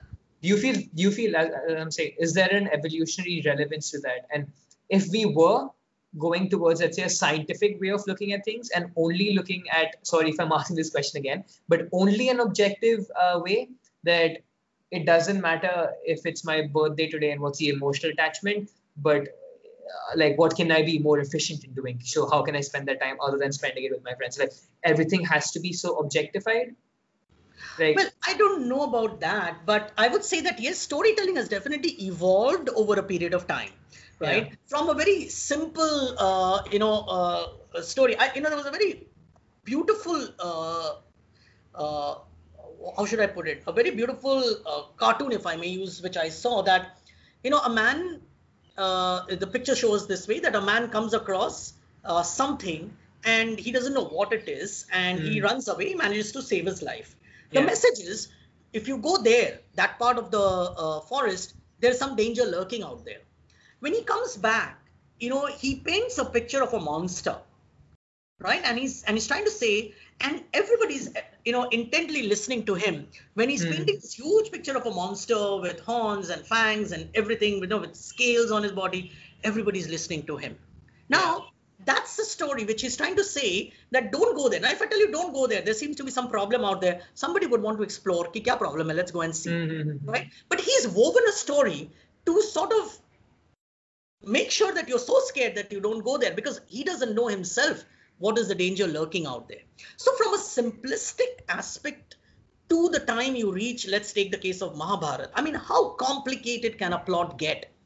And at the same time, I mean, it's a story within a story within a story. I feel that was probably the peak of evolution of story. Yeah. The stories that we are writing are very, very simplistic, linear, very simplistic. But look at Mahabharata. I mean, if you're telling a story of Mahabharata, trust me, you could get lost, because you would have probably taken a different route while you're, trying. So how complicated could that be? So yes, storytelling has definitely evolved. Isn't that the beauty of, let's say, stories though? As you're saying, that if we are talking about the Mahabharata, we can almost get lost in a way that we may not have explored earlier. And that can tell us something that we wouldn't have explored through a normal lens. That is the beauty of Mahabharata. And that is the beauty of a complex narrative. However complex it is, it will take you somewhere. And every time you find a new avenue to it, you will realize you found some new realities and new revelations of a society. You have new questions. I always say that when you discuss Mahabharata, for example, there'll be questions you started off with. When you go home, you'll have more questions than you had. That's the beauty of the question, because it's questioning you so many times. It's asking you all sorts of questions. Even if you've not got your answers for the first ones, you've generated some more. And that's the complexity. I mean, I feel that's the ultimate in complex story environment. We've had Odyssey, we've had Iliad, but they also have a lot of secondary and parallel stories coming in. But I think nothing compares to Mahabharata in its complexity. Huge. That's the whole essence of meta truths that I talked to you about. Like, that's the whole essence that you said, that when we can take more questions out than we had previously, then I think we can know much more about us and about society and about the whole world than we did previously. Exactly. And that's also the very, very basic rationale of studying mythology. One of the reasons why we study mythology, and a lot of people will ask me, what's there to study mythologies?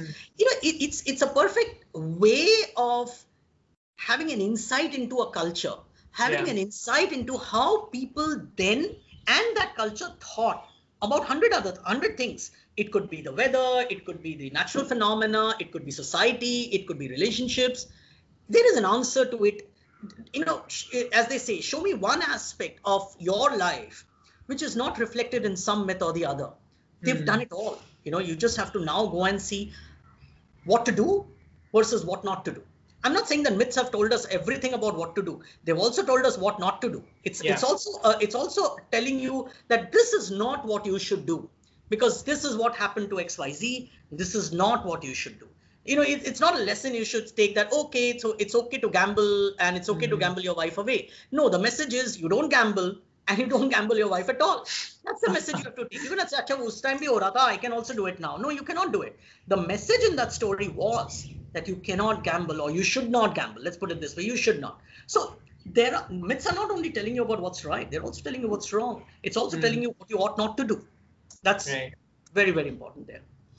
So I want to ask you this question, and I know you generally refrain from answering a question like this when it comes to religion in that sense. And the question I have here is that the only reason I think, do you feel it's the same, is that these myths are so talked about and they have such a relevance in the society we live in, is because there is a religious connection with it. So there is this aspect that even if we may think it's only stories, there are a large population of people, whatever we may think, if it's right or wrong, they believe that that's a way they can reach to God, or that's the optimal way of living. You feel that's some of the reasons why myths are present in today's day? Because I can talk about how we can look at literature, modern literature. We can talk about Shakespeare, and even he's written some complex plays, some complex theaters. It's Agreed. just that we've studied the Mahabharata or the Ramayana so many times, and we've thought that, oh, just because this has come from, it's God's word in some sense, that there must be a lot more to unpick than a normal piece of literature. Whereas if we may have spent those many years studying Shakespeare or any other contemporary in that sense, we could be drawing the same examples as we are here. Do you feel there is an essence of that? See, there is one important thing we must understand. Not all mythologies became religion, right? The Greek mythology did not become a religion for the Greeks. Right. Egyptian did not become a religion for the Egyptians, right? The Chinese have completely done away Yeah. with their indigenous mythology, right? The Japanese are not really looking at their own mythology. It's only in the case of India that Indian mythology became a religion, right? And that is why we have a problem here. That is the reason. So, for example, if you stand in the middle of Athens and badmouth Zeus or Apollo, nobody would even bat an eyelid. At the most, they would think something's wrong with you and they would simply pass away. But take any obscure god, forget about a well-known god, take any obscure god, stand in the middle of any of the cities in India, and trust me, you won't go back home if you're bad-mouthing any of these gods, right? That's the major difference that we have today. But let me explain a very basic thing here. I, for one, okay, and anybody who studies mythology would, or rather, anybody who studies mythology should not, but I, for one, definitely do not associate mythology with religion for the reason, and there is a reason to it, is that myths came in first. Myths were told first. Religion came in much later, right? The purpose of myths was to seek answers to a set of questions which the early man had, right? He was trying to understand the surrounding. He was trying to understand his birth. What is he? Who is he? What is he doing here? How does this tree grow? Why does the river only flow in one way? Why is it that at certain point of time I feel hot and at certain part of the year I feel cold? Why does it only rain at certain point of time? Why does the sun be there at this hour every time, but suddenly once in a while it vanishes, it gets dark and it comes back? So on and so forth, right? How do I behave with a certain set of people, right? How do I behave with a woman who doesn't look like me? She looks different. How do I behave with her? How do we give birth to children? So on and so forth. Yeah. Myths were questions which were being answered, be they existential, be they cosmological, so on and so forth. These were stories of the time when the early man did not know what was what, but he understood there was something which was running everything in a clinical precision. Okay, so he attributed those perfections to an entity, which in due course of time we have started calling God. Yeah. But he understood that all this, the humans, the animals, the plants, they were all connected together in some form. He was looking at answers as to how is all this connected. And while trying to get these answers, he was also making these stories up to explain himself. So when he realized that this thunder is not stopping and I'm kind of very, very scared and my folks are very, very scared, his first basic understanding is this superpower, this power which is running everything is angry. So the thunder god is angry. So what should we do? We need to propitiate him. We need to appease him. So whichever way he knew how to propitiate it, he would fold hands, or he would sprawl on the ground, request in his own way, and after some time the rain would stop, which anyway it would have, right? We all understand that part. So he began to think that it's my propitiation, whichever way, however he did it, without any understanding of mantras or codes, or he understood that when gods are angry, if you propitiate them, okay, they will listen to you. Now, this is the early understanding of myths. So he he made stories. Now, this existence of this god or a divinity was inseparable for him with something like a storm or a river. He associated that with him, right? Myths were the answers the early man was seeking. Later, these myths and certain mythical heroes became gods because suddenly an entire community started worshipping these characters who have done something so heroic that you and I cannot achieve. You and I cannot do it. And then, as man became more developed, as man became more intelligent, okay, he started putting this in a code. He started putting this in a form which was to be followed. Now it's becoming to be followed. So if you're not listening, if you're not doing this, you're going slightly against the system. I need to work out a punishment for you. That's how the religion started forming. So myths were the creation of an early man, but so was a religion as a creation of a later man, right? That is a major, major difference for me. So religion was the creation, as I said, of a later man, a much civilized man, not the early man, not the man in the cave, not the primeval man, right? Because creating a set of charter for people, for him, was both to sort of inculcate, let's say, a sense of behavior, a sense of coexistence, and also a sense of control, right? Because the control could be for positive reasons. You can't let the system go berserk. So you need to bring everything in a common forum, a common behavior to sort of ensure that there is discipline, there is a peaceful coexistence. But it could also be for control, to say that I am the one who knows it. I'm the one who's going to tell you how to do it. So there were ways to look at these things. So as I said, mythology came in before. So I am very clear that myths, when they were made, for who they were made and for whatever purpose they were made, it was definitely not for religion. But yes, we have imbibed those, we have made those characters, we have taken those characters and made our gods, right? Yeah. And that's how our religion has formed. So for me, it's very, very important that I take mythology exactly as a subject, which needs to be understood from its basic essence, from its basic rationale, from its basic formation. When somebody wrote it, when that person wrote it or narrated it, let's say first narrated, wrote much later, he or she narrated it, what was that purpose? What was that reason? For me, that is important. Yes, you inculcated, absorbed it into a religion, that's a different subject. I'm really not very keen on that aspect of mythology. Right.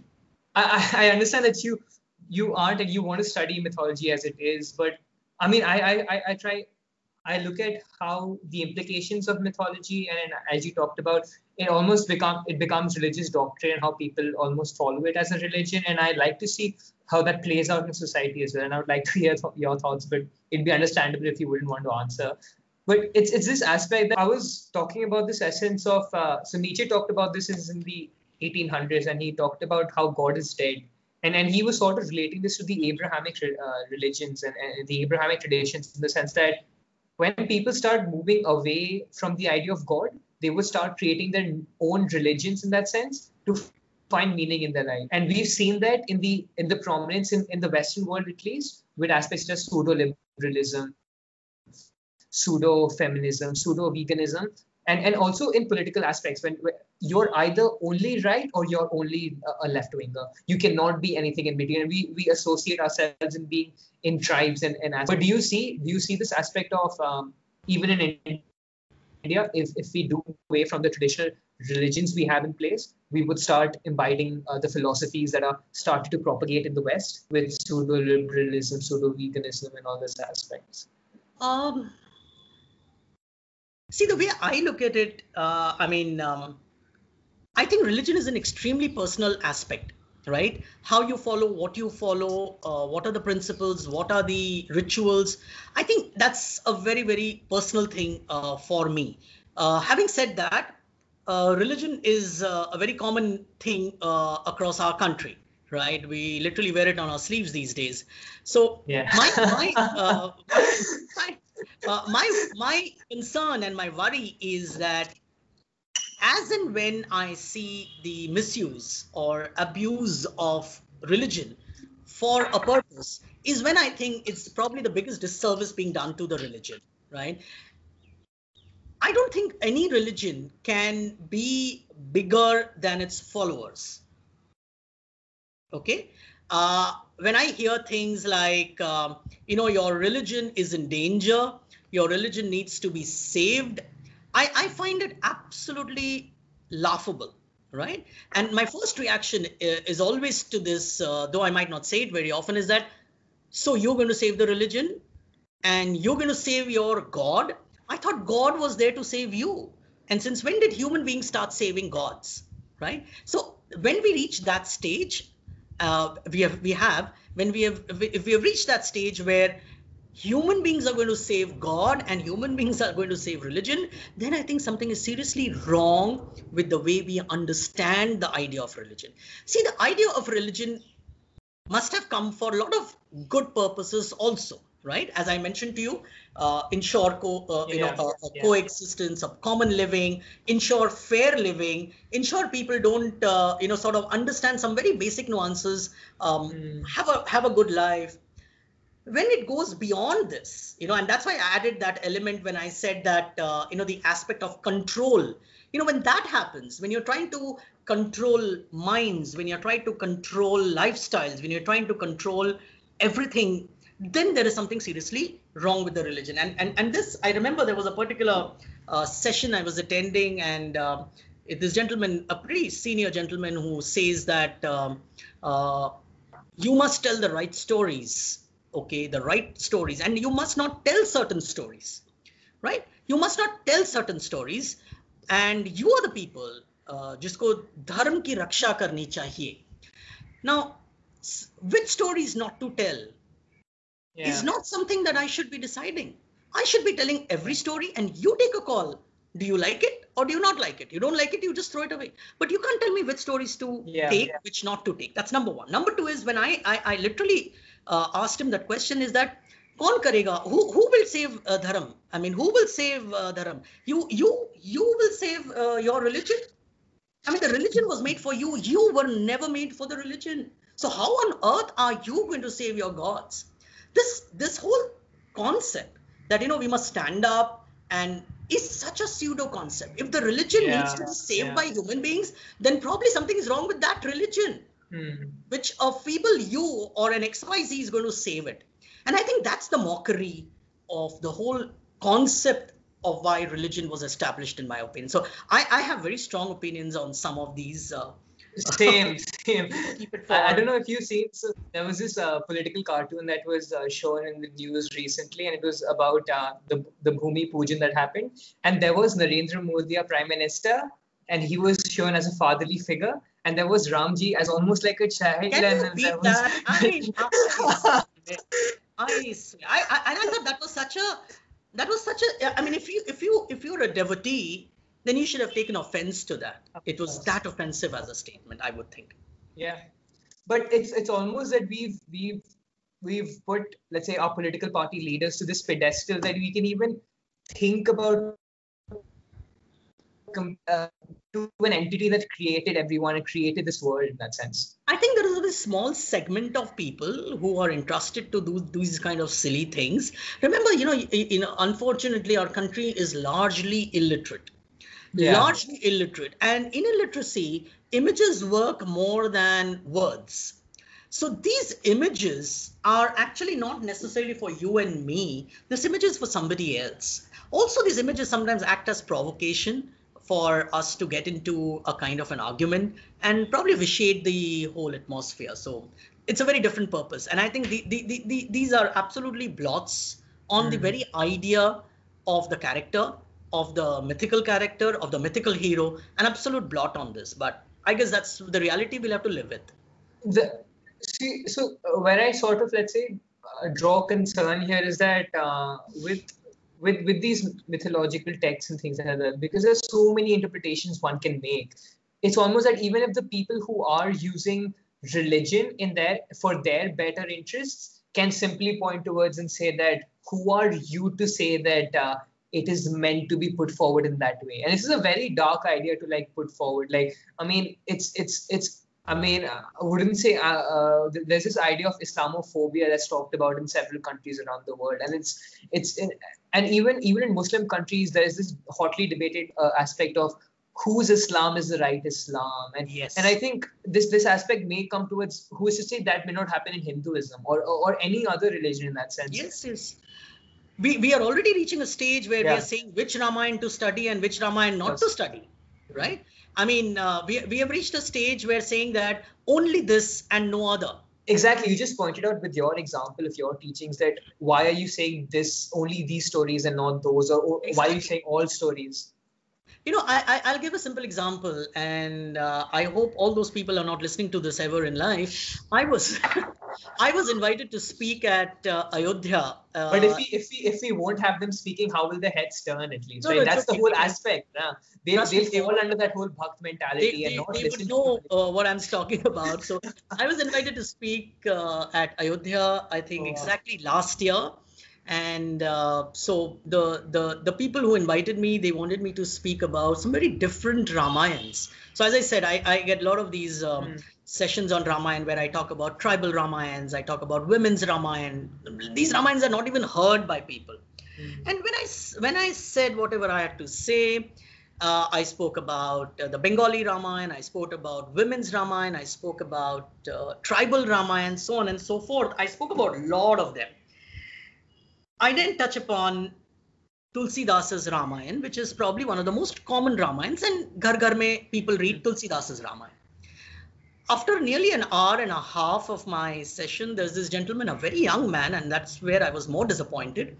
I would have accepted an old man, saying what he did. He raises and he says, and I like the quote in here. He says, "Sir, yaad rakhiyega, aap Ayodhya mein hain." So I said, fair enough. But kya aur yaad rakhna hai? Just tell me what is it about. He says, not once did you say anything about Tulsidas' Ramayan. You spoke about all the other Ramayans, which don't mean anything to us. Not only that, see the brazenness. He says, for us, even Valmiki Ramayana is not important. For us, only Goswami Tulsidas' Ramayan is important. I said, you already know about it. You must be reading it often. You already know about it. Don't you think it's time for us to know, for you to know other Ramayans, other perspectives? You know, he went on for nearly 20 minutes arguing with me that the other Ramayans just don't matter. Till the people in the certain people in the audience said that, okay, we heard you, can we have other questions to be asked? But the man was so vehement. He says, as far as I'm concerned, and he told me this thrice, ki yaad rakhega, aap Ayodhya mein hai. So I said, are you by any chance threatening me on this fact? I said, here I am trying to tell you some other perspective. And everybody wanted to know organizers were very, very embarrassed. They said that, look, we called you here to tell us about other Ramayans. Okay, who doesn't know Tulsi? And I'm not saying that it doesn't exist. I'm just saying what you know is why should I tell you? Then you go to some Babaji who will do pravachan for you, and he'll tell you that. But I'm not the guy for that, right? So, but yeah, it was so brazen, and surprisingly, and I must add this here, all the men in the audience, which were very few, okay, and that's very common in my sessions, the men all had similar views, and the majority of the women, one by one, walked up and said, we really enjoyed your session. Is there a pattern in this? Yes, there is. There is a pattern in this, that the women are finding voices now which they didn't have earlier. And certain texts do not have voices for the women, and certain texts have only women's voices. So you see, when we are talking in this kind of a perspective, the pattern emerges, and not one male walked up and said, I enjoyed your session, but nearly 75% of the audience were women. And I think I spent an hour post the session interacting with them, and each had something, an element to bring up, something interesting that they found there. So you see, there is a pattern. And I think this is where I am worried, that this is where a healthy debate, a healthy discussion is being vitiated by a set of people. That's tragedy. That's really tragic. But I mean, we'll have to face it. That's the whole concern, as you put forward. Like, he's almost threatening you in the sense that if you don't abide by my ideology, almost, then it doesn't almost even matter what you have to say. Absolutely. And it's so much... It doesn't matter to me. Any Ramayan. And Height was, when I was shocked when he said, even Valmiki's Ramayan doesn't matter to me. I said, do you know he's the main author? He says, it doesn't matter. We don't, for us, it doesn't matter. I said, what do you do with such people? So I said, then, my host was on the stage along with me, and, she simply realized that, if I'm going to ask, so you indicated that, let's leave it at there. I said, okay, fair enough, I'll leave it. But it's not only with mythological texts, it's almost with everything in society right now. So with social media, we've created these echo chambers. So I always give this example to people I speak to on my podcast, is that if you have a view that is so radical, and if you were living in an age pre-social media and you would have walked into your job or walked into your classroom and voiced that opinion, out of the 25 kids, you would have been seen as one outcaster almost in holding a view which may be away from the ordinary. But with social media, it's given us a platform for these 1 million people who have these outrageous views to go on social media and find their groups and keep validating themselves. And over here, I have to put forward that there's a dichotomy. So it's always good as well, because some of the most novel ideas come from some of the places we don't expect. But that's the same thing with the most extremist of ideas as well. True. It's just something we have to work with. I mean, I have used this last 4 months, to unfriend at least 75 people from my list, where I've realized that it's not worth arguing. So simply anybody who's kind of challenging me on something which is, I'm willing to accept a challenge, right? If you want to do a healthy debate, I'm willing. If you want to troll me, I'm not interested. I simply block these people. Because it's not worth it. There's so much to do. There's so much to learn. There's so much to read and understand. Why should I waste my energy in some silly guy who's got all the time in the world to troll me and mess around with me? So as I said, more than 70 people I would have blocked. I've just realized that it's not worth it. It's just not worth arguing. Just block these guys, because there are so many. Frankly, there are so many. There are tons of them, and I think suddenly, you're right, with the social media, these people have found a voice, which on their own they wouldn't be able to speak. And the choices of the language, the attitude, it's just not worth all the trouble. So that's when I realized, when that man kept on telling me so many times, my host realized that probably asking me to stop was going to be much easier than asking him. So she just, gestured saying, sir, leave it. I'll leave it. I'm fine. I'm used to this. I mean, you just said it. Look at the controversy of Padmavati, which happened a couple of years back. I mean, this was just a story. It was a story. People came to know who wrote it, but then it became such an issue that an entire movie was stalled. I mean, and nothing. No, everybody understands it. It was a nice piece of fiction written by somebody. But no, we made it into such a big issue that half the people who are objecting to these kind of things, they don't even know the reality. That's the tragedy. I think I saw this Chetan. They are more strong, unfortunately. I saw this Chetan Bhagat tweet recently, and he said that. So I think it was in relation to a book in contention of being banned or should it not be banned. And his view as an author and as a writer, and I think I agree with his view, is that you cannot ban it's a difficult one. You cannot ban books.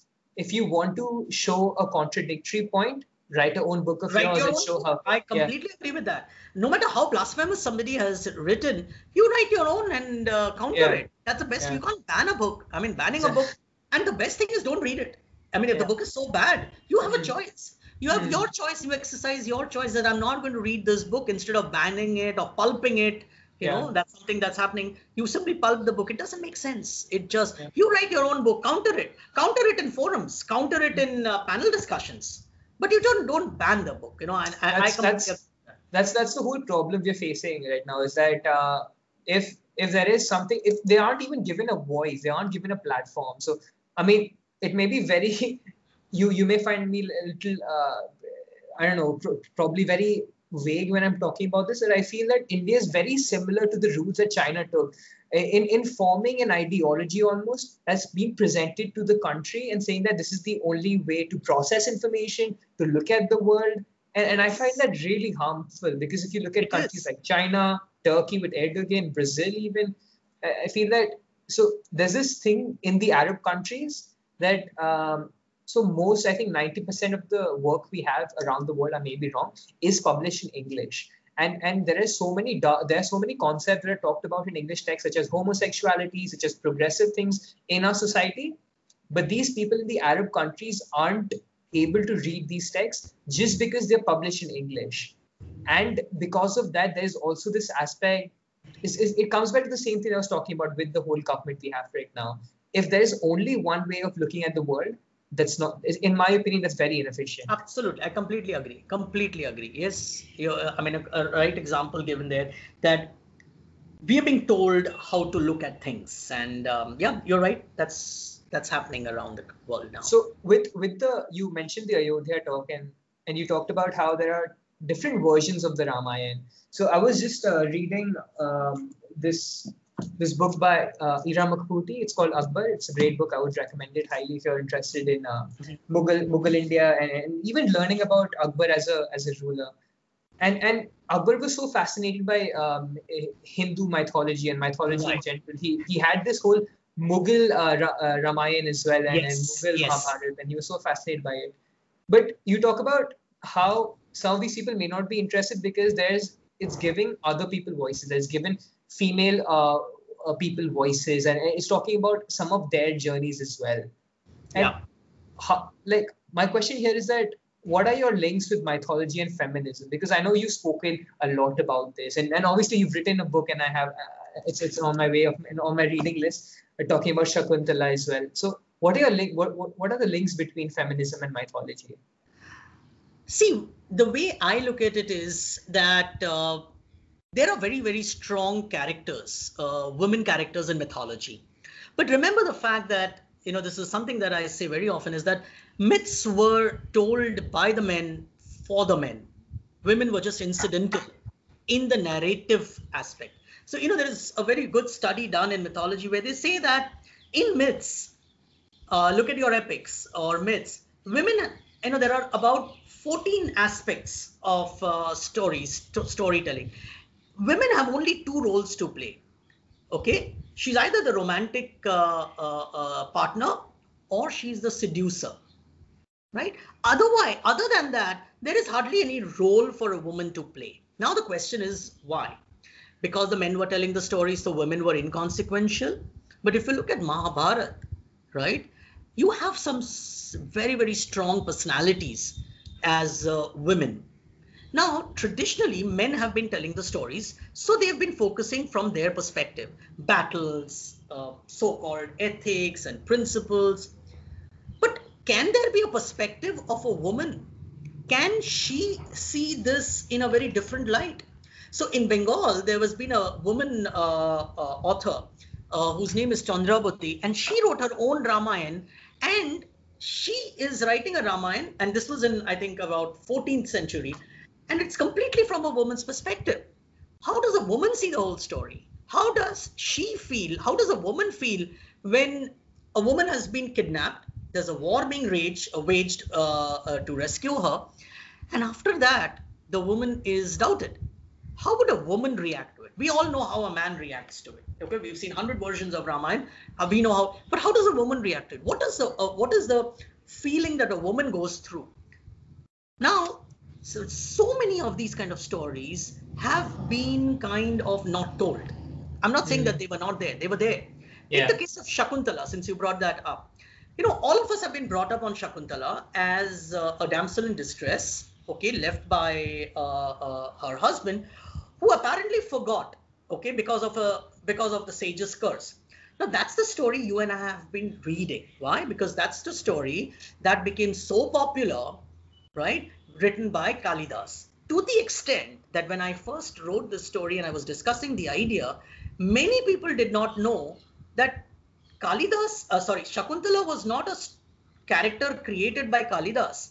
Shakuntala is a character created by Vyas in Mahabharata. And in Mahabharata, her character is absolutely opposite to the character that Kalidas gave us. Like a true Vyas heroine, she was outspoken, she was individualistic, she was a strong woman. Why has this story not been told to everybody? We are only reading about the poor girl, lost the ring, and the king just forgot because of the curse of the sage. Vyas has portrayed the king as simply a philanderer, a lecher. He came, had fun, went. Are we ashamed to tell that story? If we are ashamed, then so be it, but the story still needs to be told. And Vyas said it then. Why are we not telling that story? And that's what prompted me to tell the story of Shakuntala as written in Mahabharata, not Kalidas's version. Kalidas's version is an adaptation of the original. So what I tried to do is I tried to write the original story as Vyas wrote it, right? And bring out the strength of a character. As I said, I just now mentioned to you that majority of the audience that I speak are women. In my class at the university, the regular students are women. Nearly, a class of maybe 50 of them, 35 to 40 of them are women.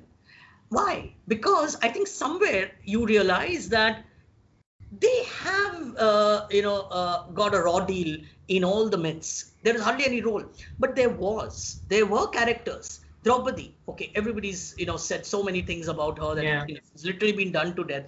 But look at other characters. Look at Valmiki's Sita versus the later versions of Sita. Valmiki's Sita was an equal partner. Valmiki's Sita is advising Ram so many things, which has been completely eliminated by the time the stories of versions of 15th and 16th century, right? So the society at some point of time decided to eliminate the strong woman character, right? Otherwise, if you read the Valmiki version of Ramayana, Sita is a decisive woman. She actually argues with Ram in so many places. She advises Ram in so many places. Where is that happening in the later versions? She's just a shadow. She just follows. So you see, these stories is what I feel needs to be told. Look at Satyavati, the character, that's my second book. The Satyavati is, many of us unfortunately have been brought up on a staple diet of mythology from the television, right? If you've seen, the television version of Mahabharata, you find Satyavati just, she becomes a widow very early. So she's there on the screen, on the side all the time. Right? She hardly has a role, but Satyavati had a very, very important role to play. And that role needs to be told to people. See, men show their strength by fighting battles, right? They will go on a war, they will win battles, they will get married to princes in the other kingdoms, build alliances. So the strength of a man can be judged by his physical strength. How do you judge a woman's strength? It cannot be judged in the same parameters as man. She doesn't have to fight battles. She won't be fighting battles. She won't be lifting mountains and transporting from one place to another. So what is the strength of a woman? And how do you bring that strength out? So Satyavati is a character which is so strong. But you see, we put it on the sides, and nobody brought that story up. So I feel I had to tell these stories. Similarly, my third novel, ask anybody in India which are the epics, and people will say Ramayan, Mahabharata. There's not a third. But Silappatikaram is an epic in Tamil which completely rests on the shoulder of a woman. From the start to the end, there isn't an epic in the world which rests on the shoulder of a woman. They're all men. Iliad, Odyssey, Ramayan, Mahabharata. They're all Gilgamesh. They're all... Here is an epic which is so unique. No miracles, no wars. It defies all definitions of an epic. And the protagonist is a woman end to end. But see, we don't want to tell these stories. So yeah, I personally feel that here are these characters. Girls, ask a boy who's your hero, and you'll find girls at one point of time didn't have any heroes which they would look up to, right? I remember at one point of time when we were young, people would talk about Rani Jhansi. Then later on, people would say, Kiran Bedi. That's it. Don't we have any? We have. So if somebody is looking at Lord Krishna and somebody is looking at Ram, there are characters which have been put on the side. I think I feel, that these stories need to be told, because the definition of a strength of a woman is not going to be comparable to that of a man. You don't have to judge a woman if she fights a battle or not. She doesn't have to fight a battle, but her strength can change the course of action in an epic. That is the strength. She brings in that change. She's changed something that many people have not even realized it, that this was done by out of vengeance, out of right, or whatever it is. That's not important. But the person has power inherent in her is, I think, the story which needs to be told. And I think that's where I come from, that I need to tell these stories. I think that's very similar. You talked about this whole aspect of the roles of females as well. But even trans people, I mean, there's this recent rise in India, and they're really talking about the trans community in India. And they were looking, so there are two groups, I would say, like most things. So there's one group who talk about how the Indian text was so progressive that they actually had some of the vital roles being played by trans people. But there are other who say that, oh, but Krishna wasn't trans, or some other people who are representing the vitalist roles aren't. So do you feel like you're probably working on stuff right now, but do you think that's another sort of interest you would like to work upon? No, I have been working on this aspect. I've done a lot of sessions on this trans and the same-sex relationships as we see it in mythology. It's a very common thing to say that, oh, we didn't have it. We just didn't have it. This is the Western import, right? We everything else is unnatural. We understand, but no, our mythology, or for that matter, mythologies of the world, for them, this was just a same-sex relationship, or a trans person. These were very, very natural things, right? These were very natural relationships. There was nothing unnatural about it. Now the question is that, as I said, just as the roles of women have been sort of limited and reduced to something, similarly, these characters have also been given a sort of a go by, or kept them on the side. And in due course of time, we ensured that they were ridiculed, they were made fun of. But mythology or myths or the ancient culture never did. They took them as normal, as natural. And the very fact that gods donned those kind of characters itself lends a lot of legitimacy to it. But you see, we have decided to overlook that. So here we are going in a sense that we'll take what suits me. We will not take what doesn't suit me.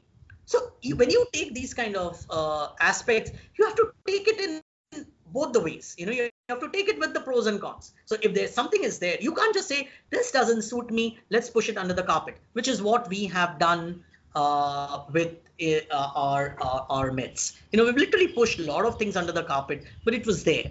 It was there for all of us to read, and we have seen it, and there's no denying it. So my effort is only not to say what is right, what is wrong. I'm only throwing up these stories. I'm telling you that here is something. You judge. I'm not even passing a judgment here. Here is something. I'll tell you the source. I'll tell you where it is from. I'm not cooking up anything here. So this is not natural. This is natural. This is not. I leave it to you. You decide. So there is this that really caught my eye recently and came up on my social media. And it was this picture of Vishnu, and there was Lakshmi at Vishnu's feet, and there was some backlash my friend got for that, because some of the people were saying that how women are represented in the way that there is. But my friend had a really good reply, and I think that that's the way we should look at it. And in Krishna consciousness, in Krishna and Bhakti Yoga, there's this saying that the highest form of being, the highest or connecting to God, is of total surrender. So what he said, that maybe the way we are looking at it is pretty primitive. The way we should actually be looking at things is that Lakshmi is in a state of maximal surrender, is of total surrender, and that's probably the essence of reaching God, and that's the highest form of being. So I'm just trying to put forward here is that there are so many ways we can look at these roles, and how, let's say, someone would say that, oh, that totally shows that even gods would say that society has to be patriarchal, or something like that. We can draw our own notions from that, but it's open to interpretation is all I would say. See, I have a very different take on that. We all say God created man, right? But when you look at mythology, it's man who created God, right? Who said thunder god? Who spoke to you about thunder god? He didn't come down and say, I'm thunder god. He's sun god. He's the god of air, and he's the god of mountains, right? So we created them. When we create gods, we create them the way I would want to see him. Right. So if I have decided that Lakshmi should be at his feet, that's probably because I see a woman at the feet of a man. I see a woman's role as subservient to the man. I see the man more powerful than the woman. Now, that's one interpretation of it, right? Then comes your philosophy, which is what you explained. So, as I said, mythology, huge gap of understanding, religion, and interpretation in terms of philosophy. And that is open to anybody. So you can interpret it as like your friend did. I can interpret it as a patriarchal mindset. Somebody can interpret it in a different manner, right? Yeah. What is important is that how was the story told? Because iconography is very, very different from mythology. These were oral traditions. When somebody started drawing and putting color and putting the concept on paper, if I was the first one who did it, it's my idea, right? Yeah. If you decided to, carve out a sculpture on the walls of a temple, it's your idea. Did your idea get accepted versus did my idea did get accepted? Have we ever seen an image where Vishnu is sitting at the feet of Lakshmi? Because that idea never caught on, probably, right? So it's not there. So we have this. So it's definitely a patriarchal mindset. There is no doubt about it. But I don't know. It's like how you want to interpret it, if at all. No, I think you've explained very well. It's just that it's the same with most traditions even around the world. It's people who actually started propagating whatever, like religion even, they wanted to portray it in the way they would like things to be. They would want things to be. They would like gods to. God has always been seen as a he. Yeah. Right? Whereas from the very time of the beginning of time, man has never seen any male producing anything, be it in the form of animals, be it in the form of earth, or be it in the form of a woman. Yeah. But still, the major creation part of it was kept with man. Right? So you see, these kind of things are very common when we study mythology, to understand that when did God become a he? And why did God become a he? If creation as a process in nature, in world, on earth is by a woman, then why was the creator God not a woman? Right? So I think the study of mythology helps us understand these things, the cultural nuances, the aspects of how the world must have been. There's a very beautiful book, and I don't mind recommend that to you, is the Alphabet versus Goddess. How the concept of education and knowledge dismantled the goddess culture. Every society was a mother goddess cult. Every society, because that was natural, right? Yeah. That we would worship the creative principle. And to the early man, every creation was by a woman, be it in the form of animals, be it in the form of human beings. Even the earth was considered to be a principle of femininity, right? So if the cult of goddesses was always prevalent, when did they get eliminated and God became a main? Yeah. And that's a book which brings out, and it brings out in a very, very beautiful way. I mean, it will be very interesting, brilliant chapters, takes up gods individually and cultures individually, and she says that when this happened and when that happened. I think it's an insight. It's a brilliant book, very well. I think this links in with evolutionary biology in that sense as well. So I'm not sure if you know about this, is that there have been studies done looking at our genetic composition, and we have more, I think, female. I think we have more female mothers, and we have, I think, males. So we have several mothers and a few males, if that makes sense. So in the sense that, in a sense that there were a few men in the world who produced a large amount of people around the world, but there were a lot more women who produced. So there was a large majority of people who never really gave offspring as well. There was only a small majority of men who propagated their offspring around the world. And Okay, this comes, about this. yeah, so this comes about Interesting. with evolutionary biology and evolutionary psychology, with the aspect of dominance hierarchies, and how every vertebral species who has a vertebra has men who uh, compete in an aspect to please women in that sense, and that comes with the dominance, and and the people who are at the top eventually get a lot more to spread their genes and spread their offspring. Okay, interesting. But you talked about this book, and we've done 2.5 hours here, and I've enjoyed every bit of it over here. The time just flew by. But Right. the last question I would like to sort of leave you with is that, are there any other books that you would like to recommend? Could be mythological, could be philosophical, could be technical, could be Uh, fiction even, that this has this inspired you. I don't read much of fiction, honestly. I don't get time. But yes, there is this book, this which I just mentioned. That's definitely a good book, and uh, I'm missing out on yes, this Ramayan being so common and so many versions of it. There is a book edited by Paula Rickman, and I think her book kind of explains to you why there are so many Ramayans and what are the different Ramayans. I think that is something I feel everybody should be reading. Instead of getting so bogged down to fact that for me only one Ramayana exists and Yeah. all the others can jump in the well. I think that book makes a lot of sense. It's an interesting book. I would recommend everybody to read, especially in these times, when this mythical character has become very, very famous. Utkarsh, sir, it was a pleasure speaking to you. The time just flew by, and I hope we can do this numerous times in the future as well. Definitely. Just, just for the viewers, if they would like to find the work you do, and anywhere they can find you on the social media handles as well, do feel free to plug. Sure. So I have my website, which is www.utkarshmp.com. I'm on Instagram, UtkarshMP. I'm on LinkedIn. I'm on Facebook. And everybody's free to connect with me. As long as you don't troll me, I will what you have to say. And even if you have questions, I'm willing to take them. Even if they are contrarian to my views, I'm willing to Yeah. accept. But trolling, I kind of have an allergy to that. But do feel free, connect. Even YouTube has got some of my videos. The Saregama, it's called Mythology Comes Alive. So that's a Saregama YouTube where I just tell stories. I don't dissect a myth there, but we just tell stories.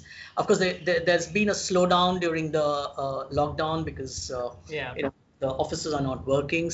But otherwise, as soon as the lockdown is up, but by now there would be at least 8 or 9 of the videos with stories from across the world. So I'm not just focusing on Indian myths, though they are more popular, but I'm taking stories from Navajos and the Babylonian, Assyrian, Chinese, Japanese. So try to bring in a world of stories and myths for people. So do join me in my LinkedIn. And Ishan, thank you very, very much. This was a And I pleasure. must say that I'm really glad somebody as young as you is so well read and has such a brilliant view about this. My first reaction was that, oh, the guy is a kid, but I take it back. No, the guy is not a kid. He's quite a grown up. Thank That's you. that's that's an honor, sir. I think more people like you should be given a platform like this where they can talk at length about and just explore ideas they want to bring forward. Absolutely. So, I yeah. agree with you. I agree with you. You're welcome to do any other podcast on any other topic with me next time. I'll be very happy to do it. And Hope to meet you in person someday, sir. sure. Yeah. Thank you Yeah. so much and all the Thanks. best for you and your career in future. Thanks for coming on. Thank you. Bye. Bye. Hey guys, if you enjoyed this conversation with Utkarsh Patel, do consider buying his new book, Shakuntala, A Woman Wronged, or simply following him on his social media platforms, where you can keep up to date with the work he's doing and the events he'd be doing in the near future. Moreover, if you'd like to follow me and my work, do consider subscribing to my YouTube channel, dropping a review/rating on Apple Podcasts. It helps me grow and reach a much larger audience base in that sense. Or simply following me on my social media handles. My Instagram handle at Ishan Agarwal _, my Twitter handle at Agarwal Ishan _, my website/blog ishanagarwal.net. I would also like to thank Nandini Agarwal for the amazing thumbnail artwork. You can follow her and her work on Instagram at Nandini Studio. Thank you once again, and yeah, see you in the next one.